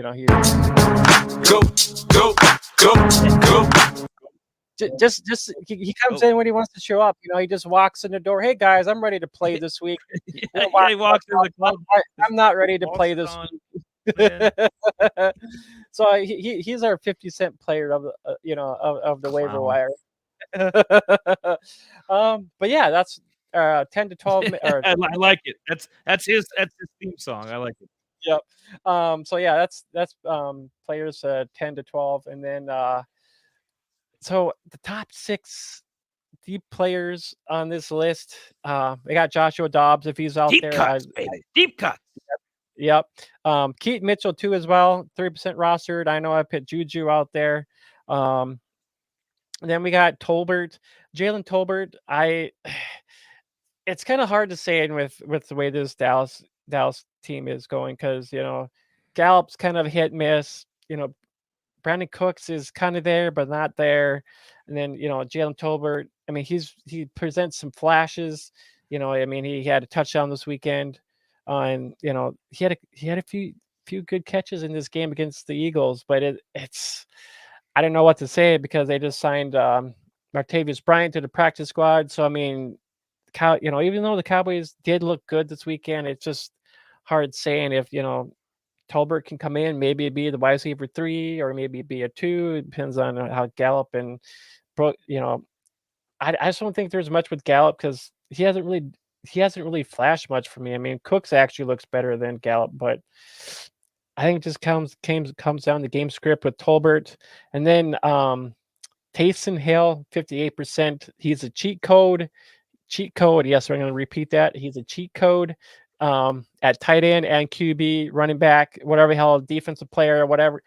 He's out there, and I'm just like, at first I was kind of hesitant, but if he's going to continue doing this, what he's doing with playing a little QB, running back, dude, this guy's a cheat code. I'd be honestly putting him in the roster lineups for the week. I did that in one league. He had like 20. I think he had 27 or 28 points this weekend or something like that. One of those along those lines. And then Michael Carter at 4% rostered. With Cooks not really probably being involved much. Michael Carter was there, so I think if somebody needs a running back, Michael Carter can kind of be kind of an RB2 in this situation because he's good out of the backfield, just as Breece Hall. Before even Breece Hall even got there, because the Jets didn't know what the hell they were doing. But Michael Carter, he came to UNC. I mean, he's a good running back. This is his second year with the Jets. He offers that passing work out of the backfield. But yeah, that's kind of what do you think? I got a few other guys I can mention here quick too as well, but just overall thoughts. Jalen Tolbert, I wouldn't touch with a 10-foot pole. Taysom Hill, I didn't know that Sean Payton was coaching the team again. This guy came out of nowhere, for the nth time. So just ride this out, ride this wave. Take you back to shore. Just Taysom Hill is on. He's on some kind of a run right now, and snag him up. Yeah, if he's there, he is a must play. Just about every size league right now. I mean, it's crazy. And Michael Carter, Dalvin Cook is shot. I mean, the Vikings were smart getting rid of him. He's shot. I understand the Jets signing him. They were going all in for this year with Rodgers, Cook, bunch of some other guys. So I get it. Michael Carter was a good back a couple of years ago before Breece Hall even got there. So Michael Carter is a nice backup, and if something does happen, I hope not. I mean, we love Breece, but if something does happen to Breece, Michael Carter's sitting there and just can't throw it. I mean, they can't move the ball through the air. So what's the next best option? Run the rocks. So I like Michael Carter and as a deep cut there. I have shares of him in dynasties, so I mean, I'm kind of like, yeah. At one time, I actually had, what was the crazy funny thing is in dynasty, I had Breece Hall, I had Michael Carter, and I had Zonovan Knight too as well. When Zonovan Knight was actually it was kind of at the end of that year there, kind of spurred it. But yeah, I still got him in dynasty yet too as well. So some other quick notable Gardner Minshew, and then and I think if you need to and you're desperate, Tommy DeVito. I actually went back and take a look at some of his film here real quick too, and he's actually not. I mean, for a backup, yes, he's actually not bad. He's kind of like a Josh Dobbs. He can actually run the ball if he needs to. And he's got a good arm to sling it down the field. So even though the Giants are kind of shitty, I think he does give them a chance to at least maybe get a touchdown in here, maybe some running yards and stuff like that. If you really need a quarterback, I might have to like pick up Tommy DeVito myself in a couple leagues possibly, but I don't really want to, but I kind of have to. And then Darius Slayton too as well for deeper leagues is kind of my other guy. And then just go out there and look just in case if Gardner Minshew is out there, because he's playing pretty damn well. If he's out there, at least he's better than Tommy DeVito right now. But if he's not there, those are just some of your options in deeper leagues. Yeah, Gardner Minshew is right there with Josh Dobbs in terms of like, we didn't see this coming, but it's a nice surprise.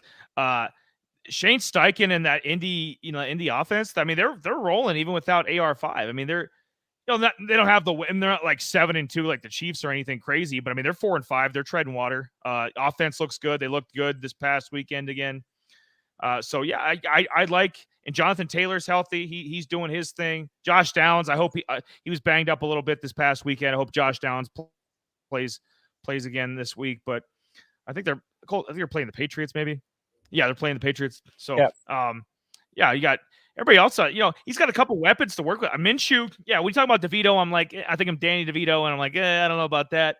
But definitely Minshew. If Minshew's there, yeah, in a heartbeat. In an absolute heartbeat. I'll go grab him. I probably need him on one of my sleeper teams. Gardner Minshew needs to come back home to Papa.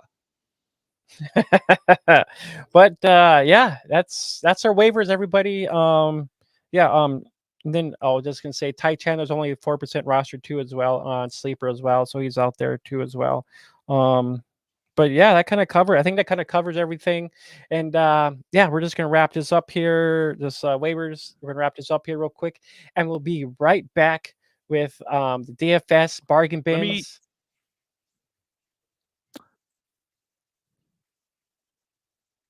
Okay, we'll be right back with the bargain bins and then the college spotlight as well. So we'll be right back.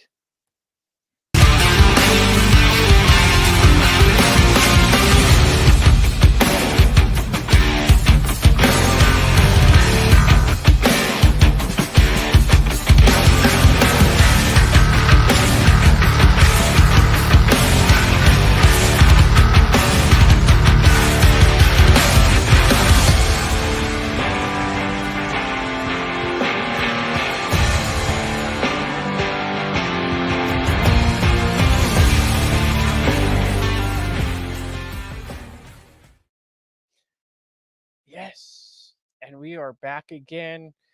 I think it's time for a little bargain bin digging in that that DFS lineup stuff, whatever hell you want to call it. Yeah. Yeah. It's the bargain bin. I did go on Amazon. remember the little finger skateboards? Remember the tech decks or whatever they were called? So this is like a shopping cart version of that. I have a little shopping cart that's gonna come as a prop. Yeah. Yep, that's gonna happen. That's a thing. So in my bargain bin, I'm going shop. Yeah, I'm going shopping with my mini cart. Okay, and I'm looking down the aisles. I'm like, that looks good there. That looks good here. These are my week 10 bargain bins, and I probably should have mentioned too on the waivers. Me and Jay, we try to go as low as possible. I didn't mention it for that. I was going to get that in there quick. So I go under 20% for waivers. So I keep it under 20% so that, people can go and universally get guys and not be like, well, hey, this guy is 53% rostered. I can't get him in my league. So I try to do that for this. And then same concept here with my bargain bin DFS. I keep it under 5,500 per player so that, we're trying to construct a team to help you win money. So you can go and get a CMC. You can go and get a Jamar Chase. You can go and get, if Tua's got a good matchup and he's going to put up 4 touchdowns, you can go get Tua. You can go get the guys that are going to pop that week. Tyreek. So first guy, Cortland Sutton. He's had a resurgence under Sean Payton. I think Russ has been playing better, which is been good for both receivers. I think Judy's been playing decent. Sutton's clearly their number one. So, and for 5,300, that's the namesake of the segment. He's a bargain. Number 2, Brandon Powell again, 3,200 for basically maybe it might just be a week, but for a number 2 receiver, I mean that's highway theft. I mean, come on now. Let's if he puts up a stat line like he did a few weeks ago, 4 grabs, 64 yards, I'll take that for a guy that cheap. So I can go and get a Tyreek. Absolutely. Number 3, Jonnu Smith. Jonnu Smith has been having a resurgence himself with Atlanta. Jonnu Smith has been having a damn good season. Kyle Pitts is MIA, but and so is London and the other guys in the air. But somehow Jonnu Smith is he's probably their number 1 target right now. I mean, let's just be honest, through the air. They can't do much else right. Algier and Jonnu Smith, Atlanta. But 3,600, that's a good price for a tight end. I like that for what the value he provides. Number 4, Will Levis. We'll give it a go. I think this is worth kicking the tires on because who knows? Maybe you get another 228 4-touchdown game. Maybe it's not like it was in Pittsburgh, So, and he wasn't even awful there. So, 2 performances, one really good, one okay. So, give him the benefit of the doubt. 5,300. I like the price. We'll go with Will Levis there. And Jaylen Warren. I've been telling whoever will listen to me for a while. He's better than Najee Harris. He is. To me, he's shiftier. He's quicker. He sees the field better. And what? And Najee's okay. In Najee's defense, he's been playing better the past couple weeks. I'll give him that. They had a 2-headed monster going on against Tennessee. They both look good. But I like me some Jaylen Warren for 5,000. That's a deal. That's a deal I'm willing to move on. Any thoughts on these five guys, Jay? Yeah. Cortland Sutton. Not. I mean, maybe with the buy that that they had, maybe this will regenerate Sutton or Jerry Judy. Maybe he comes as maybe they get their shit together here, and Cortland Sutton actually has a good game. I can't think who they play offhand. I didn't look at the schedule offhand on this, but yeah, Powell. I mean, for 3,200, not a bad option to kind of toss in there. Buffalo? Is it Buffalo? That might. I think the it's a Jag 49ers game. Probably more likely. I was just trying to think here, but yeah, Brandon Powell for 3,200. With this Viking offense, it's not a bad option. But for tight ends, I mean, Jonnu Smith is actually. This is for 3,600. That's not bad at all. Actually, what's funny? So, he's tight end 11. On the year at 90 fantasy points, which is totally crazy. He's actually tight end 7 with 422 yards on the season. Tight end 14 with 2 touchdowns. And then he's actually, I think he's tight end out of the tight ends. I think he's tight end 6 with 53. Oh, no, I think that's Kyle Pitts. So he's actually tight end 18 with 42 targets. I didn't put my Pitts in there. Actually, Pitts is actually targeted he's actually targeted 53. He had 53 targets, but he's ranked 6. So you can kind of see how Pitts is actually being excluded out of this. Pitts actually has a few more fantasy. No, actually, he doesn't have many more. Crazy, crazy, crazy, man. Crazy to see. Will Levis, I would like to see him rebound after this little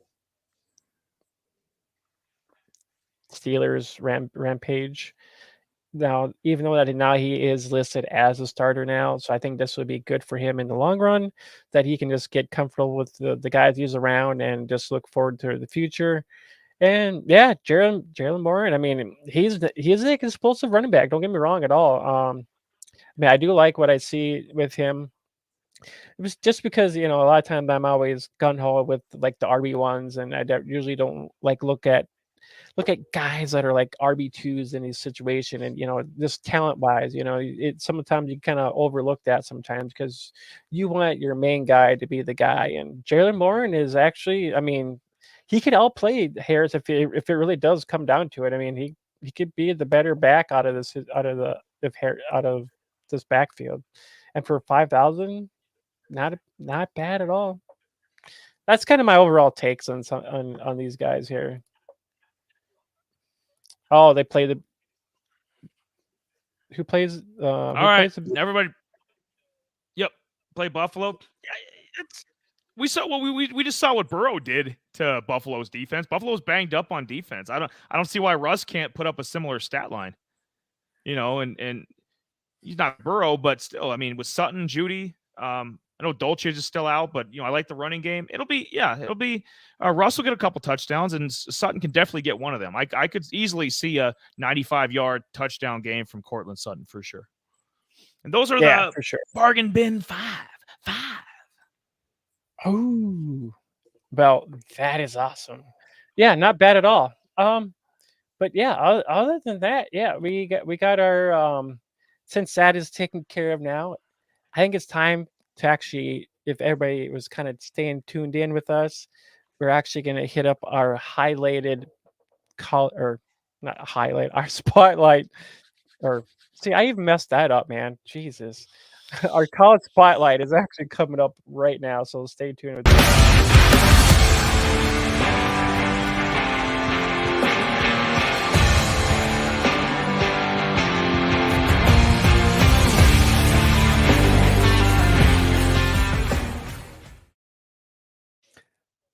Welcome back, everybody, to Out of Rhythm Fantasy Sports. Our college spotlight player of the week is Washington Huskies, Rome Odunze. Yeah. I know we kind of had I know we had some conflicts here this last weekend. You're like, oh yeah, let's do 8-0, 8-0 Mitchell, and I'm like, how about we try to get somebody else up in this college spotlight? Because that's kind of like, well, we kind of did, Xavier Worthy, and it's like, we got to change it up. So that we don't have to have so many Texans up in here. It gets a little creepy. Right. Yeah, we hate the Texans, the Texas State. No, I think we should do this going forward. I like this. We put two players up. Maybe Jay will put a poll up there, and we'd like some participation. So people, go and vote. Help us out. So it was between Adonai Mitchell and Rome Odunze, and hey, Rome is burning. Rome won, and now we're doing him. Maybe we'll do Adonai Mitchell later in the year. Who knows? But yeah, I'd like the giving people an option, and whichever one wins, we'll definitely do a profile on. And yeah, Odunze, you can't go wrong with this guy.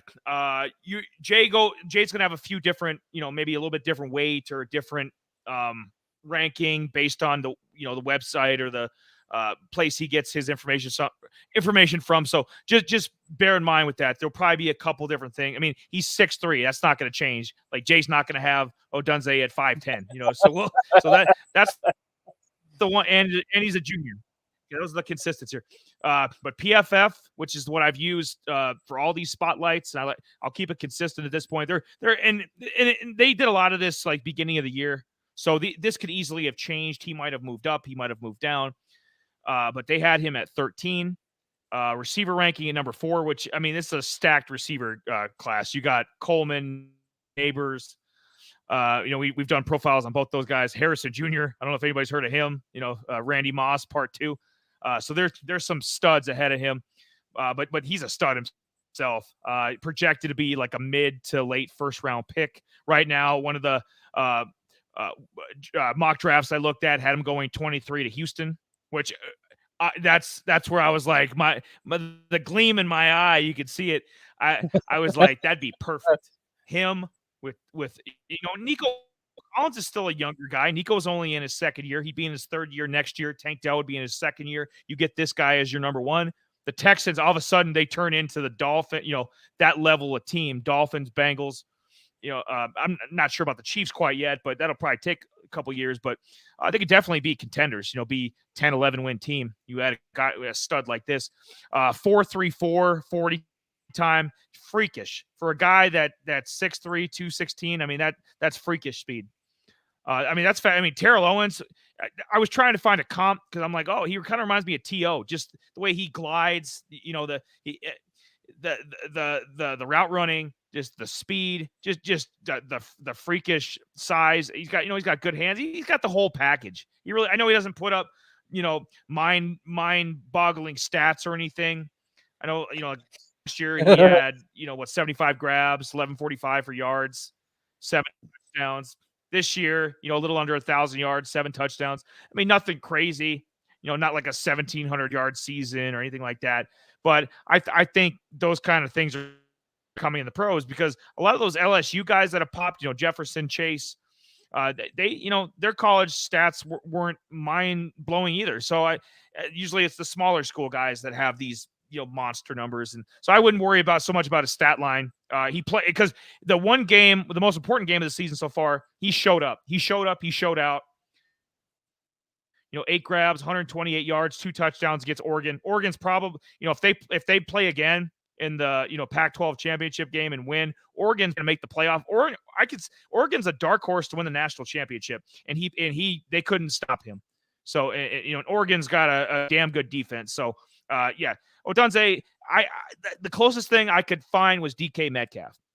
Just he's not quite as muscular. I'd say DK has probably 15 pounds on him, but he's got a frame to add that. I mean, he could be probably 225 at his NFL playing weight. I mean, he's got a little bit he could bulk up too, and then be DK part 2. And DK's been a damn good. If you end up like DK Metcalf, that's nothing to snuff at. I mean, he's been the Seahawks number 1, if you're more of a Tyler Lockett guy, number 2 at worst. I mean, he's been the feature guy with Seattle for a while. And, I saw some Terrell Owens in him, kind of similar size, skill set. And, Terrell Owens is a Hall of Fame receiver, and Metcalf is, probably not a Hall of Famer, but he's definitely a Pro Bowl level guy and consistently year after year puts up 1,000-yard receiving seasons. So I like where he's headed. He's a 4-star recruit out of high school. He's from Las Vegas, so he's got a good pedigree. I'll see what Jay has to say, but I'm glad we did this. Adonai Mitchell had a good game too this past weekend against Kansas State, but I think Odunze is a pro prospect than Adonai Mitchell, and just for teams possibly, like I said, Houston. If Houston holds up where they're at. In the around 20s, somewhere in there, late teens, early 20s, I can see them snagging him up. That's probably about where he'll go. Denver, if Denver moves off Jerry Jeudy, if Denver kind of keeps on a hot streak here, maybe wins 7 games, 6-7 games. If they want to take him a little earlier, I could see Denver taking him to replace Jerry Jeudy or Sutton if they move off. Maybe they'll move off both. Who knows? But I think he'd be a good fit there in Denver. And those are just the 2 off the top of my head. I'll see what Jay's got to say. Yeah, not bad. I mean, Denver gets rid of them. Yeah, I mean, gets rid of some people. I mean, it all depends on if Wilson is still there and how he can mesh with and maybe he could be like a DK, a DK2, what he had in Seattle. So I mean that that wouldn't be a bad situation if if the Broncos can get their shit together, But yeah, I don't know. That's for him actually kind of going in and being in kind of like the first round or so, or kind of the first, well, mid round guy. Yeah, I don't know. I just don't know who's going to be there. I just know, I think, Odumze would be a good. He would be good. I think in Texas with a team with a star on their helmet. I think that's where he would fit in the best. But I'll mention that a little bit later. Ooh, Um, scandalous. Ooh, I know, I set know, this I motion. am. Right now, I mean, yeah, I mean, if you haven't been watching any Husky games, you're missing out. I mean, you're missing out. I mean, this guy is electric. I think he's even a little bit better than Xavier Worthy. I mean, Xavier Worthy, he's all right, but just I think just game wise, just week to week, Odunze he can light up the field. And I know you mentioned that Oregon game. I was actually watching that game like a hawk, and I had to say, man, I actually I did some props in that on that game too as well. And the two wide receivers they got in this, on that offense are, they're the other guy is actually Polk, who actually is another guy who's actually going to be entering the NFL draft this year as well. So maybe we can cover him, after the season or something like that. But Rome is actually the wide receiver one. Polk's kind of like the wide receiver two over there. But the Washington's passing game is actually first overall right now. With the 383 yards passing per game, and Odunze's his stat line for this year right now, he's actually fourth in the country for receiving yards, almost 1,000 yards, 989 yards, fourth overall for yard yards per game, which averaging about almost 100 yards per game, give or take.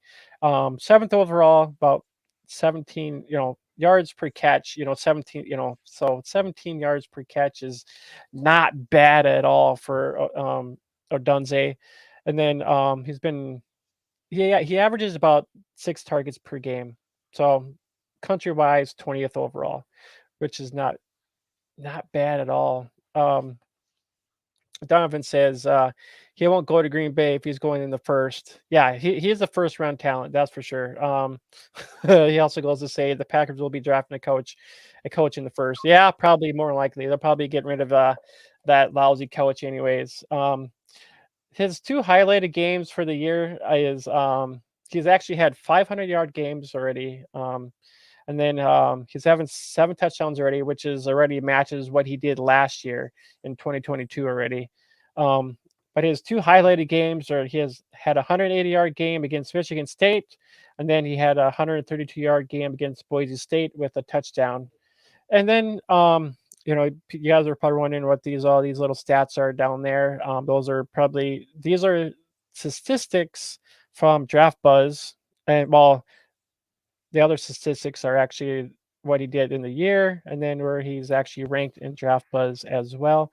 And then so right now of Draft Buzz, I love that site because it gives pretty well. It's kind of like almost like a ranking system. Some of them move up and down. At first they had like Marvin Harrison and Ibuka. It was like the first two guys that were pretty much 1-2.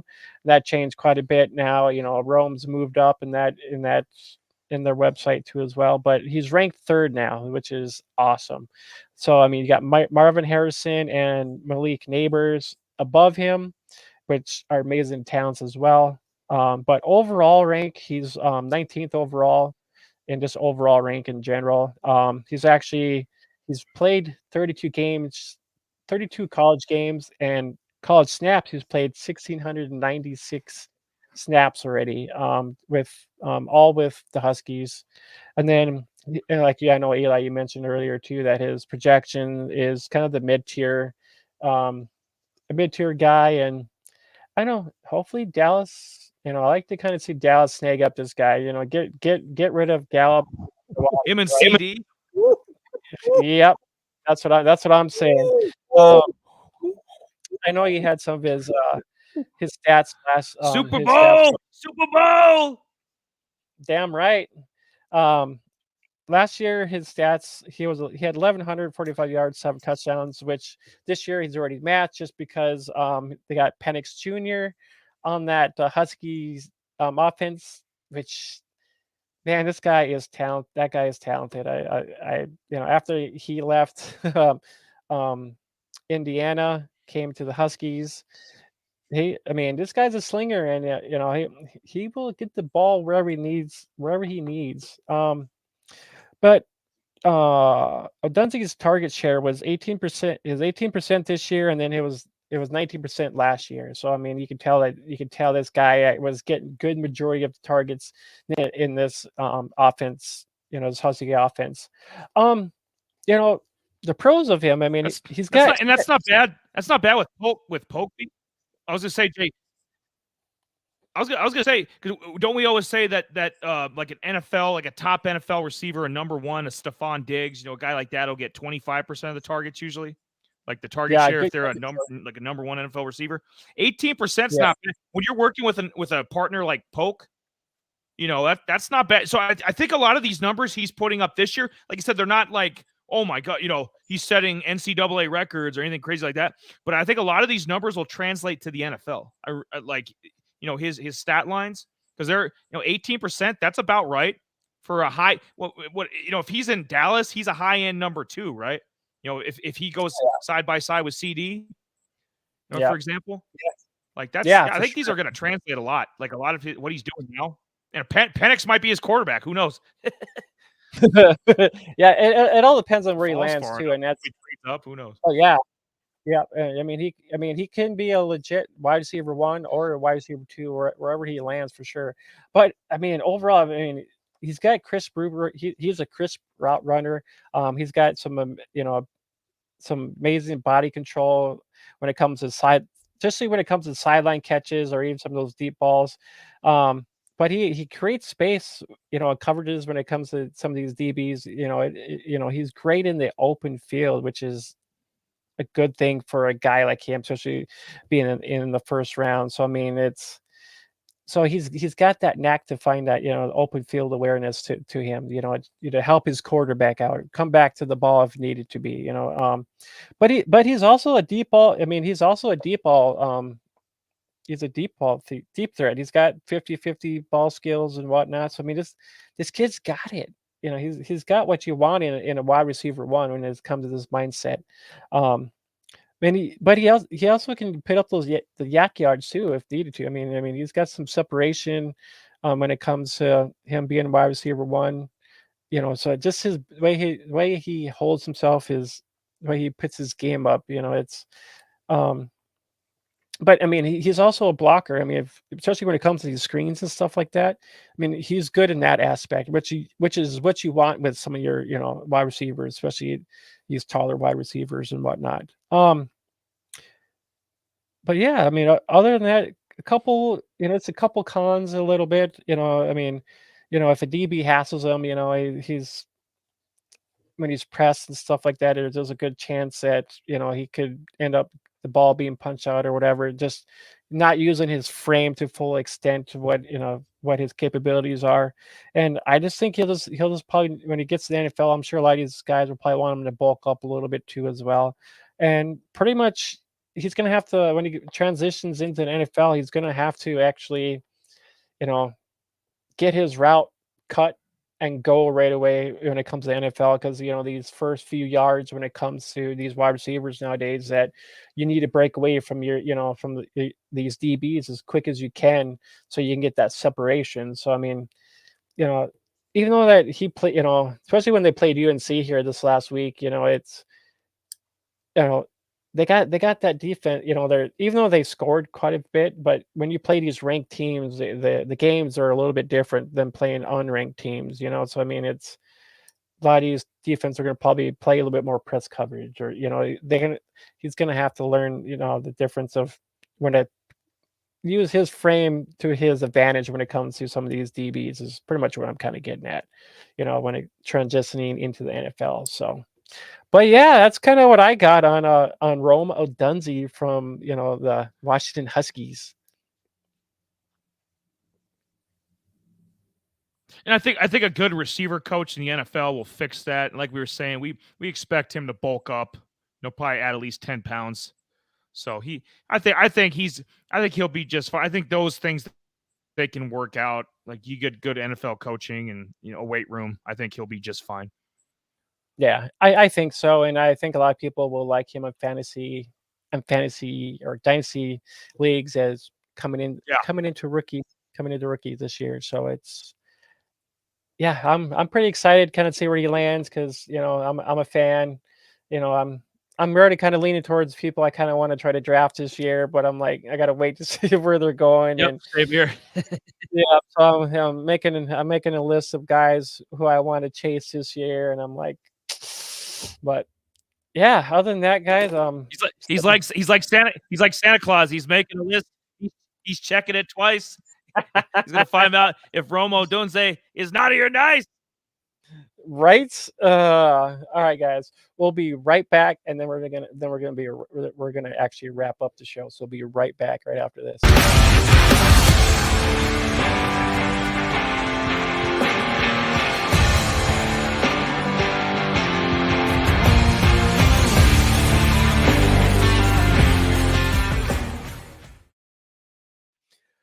Oh man, what a haul, man! We've been through a lot. If you guys hung in with us, I know wasn't really a lot of chitter chatter in the comments. We had a few comments here and there, but usually we get a few late boomers trying to ask a few questions, a few hits on some guys, waiver wire hits or whatever you want to call them. But yeah, other than that, it's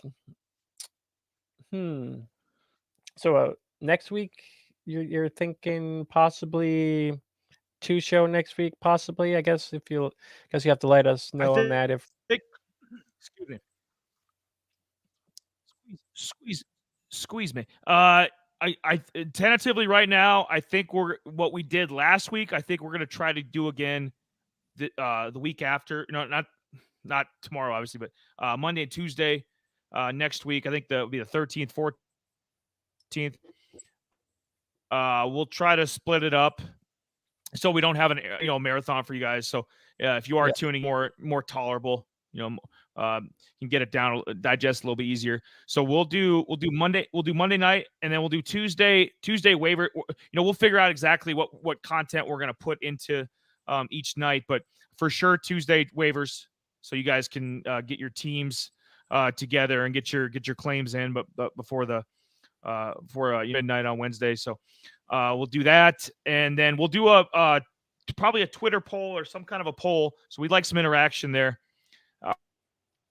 Or tell your friends if they like, everybody likes polls. So even if they don't like haven't heard of our show, or think whatever, go and vote on that. So we're gonna pick two junior or senior players that are gonna be draft eligible for 2024.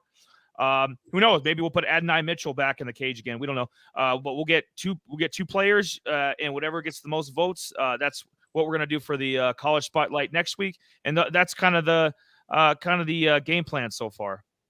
So we'll do Monday, Tuesday. We'll split it up. It won't be as long of probably be 45 minutes to an hour each night at the most. Which position do you want to hit for next? Do you want to go running backs or QBs, tight end? Which direction do you want to? Let's pick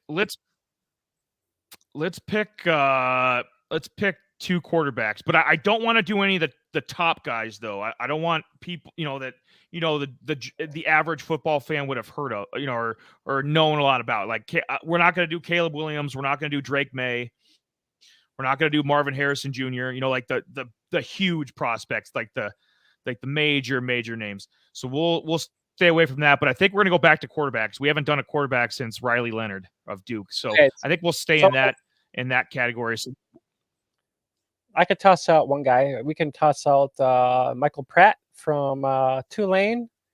He's down there in the ranks a little bit. And what about Cameron Ward from Washington State are two guys, if that's piques your interest at all, or Joe Milton, Joe Milton the third. Yeah, I'd like to do.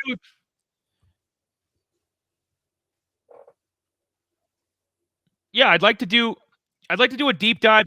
We haven't really. I mean, we did Braylon Allen, who was probably be a third round pick or ish, or we did. I guess we did Estime too from Notre Dame. He'll be a mid round pick, but I kind of want to get a mid round quarterback. You know, a fourth, fifth round guy, because every year there's a guy that finds playing time. Clayton Tune. I mean, he's looked bad, but he's a fifth round pick. He's found his way into the starting lineup. Two undrafted guys. The Badgett. I mean, he's played multiple games now, and he was undrafted. So there's going to be some deep cut quarterbacks that are going to see some action next year. Just wait.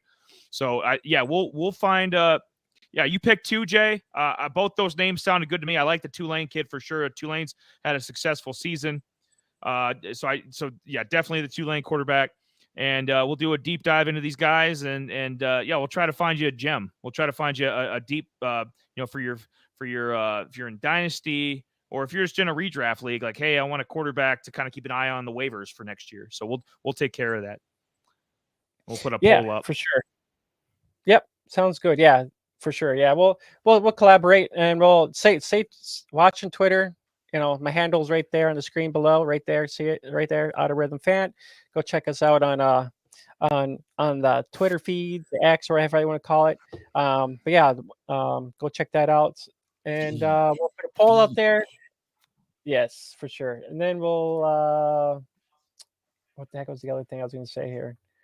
Make sure you guys follow. Make sure you follow us on Apple, Spotify, Google Play, and then join our Discord. Is actually the links in the description below. And then just come on over, join us, talk some sports, whatever hell you want to talk about down there. I mean, it's kind of a see us get into a verbal spat. You know, who the hell knows? But yeah, no, it's good. It's good debate. You like sports, you like fantasy sports, you like talking sports. Yeah, that's the place to go. You got that right. Yeah. But yeah, I think that kind of covers everything. I know we've been been through a lot, and I have to get going. I got things to do, people to see, and food to eat, and all that great stuff. So, and Eli's got stuff to do as well. So we appreciate everybody that viewed us. You know, at least, I mean, if you're a viewer, or just give us a sub. Let us subscribe to us. Like the video at least. I mean, subs are they help us out a little bit. It helps us get out there a little bit more. We don't use ads or anything like that. We try, we do all this by sharing and verbalizing and whatnot to try to grow our channel, and we appreciate every view every view that we can get. Other than that, if there's anything else you want to say real quick, we'll get the hell up out of here. If you want something that's if they want, I was gonna say, if they want something, if you guys know some people that are into fantasy that are entry, we try to cater towards maybe the entry level, either younger people or people that are, our friend Buddy's a tattoo artist, and Buddy doesn't have a ton of time. He's a family man. He's got stuff going on, running a business, and we try to aim towards the everyman or maybe people that are newer to fantasy with our content. So if you know anybody that could you use that, and like I said, we're not a big network that's got a bunch of commercials and a bunch of bullshit. Like this is all us. We do everything ourselves. We research the content. We do all the graphics. We do everything ourselves. So there's no producer. There's no. I mean, you're looking at the producers. You know what I mean? So there's none of that stuff. So yeah, if you guys want like a DIY homemade, kind of cartoony looking show with with the two characters, me and Jay. Then share us and try to get us some traction. Yeah, try to get us some traction here. So we'd appreciate it. But thank you for everybody that tuned in tonight, and have a good rest of your week. And one of these times we've talked about the last call show. I mean, I apologize if it's taking a while, but we've both been busy with stuff. So, but that's on the burner for sure. And so that's in the works. So we'll that'll be a open season. free for all, whatever you want to ask, especially if you want to set last minute advice for your team, maybe some betting advice. We don't talk about that here on the show, but just betting games like lines and stuff like that. We can get into stuff like that on an extra show. We try to keep it to what we normally do here, waivers and player reviews and college spotlight and stuff like that. But we can do some other content on an additional show like that. But thank everybody for following, and like Jay said, subscribe. That helps us. Views help us. Thumbs up. Anything positive towards the video. Even negative content. You guys are clowns or whatever. Any kind of content. Any kind of comments. Any kind of. It's fine. But it's fine by us. We got thick skin. We're good. Yes, you got that right. But anyways, guys, we're gonna get up out of here. Enjoy your Tuesday nights. Get those waiver claims in, and we will see you guys more likely next Monday and Tuesday. So we'll see you guys then. So from Out of Rhythm, I'm Jamie. That's Eli. We are up out of here. Take care, everybody.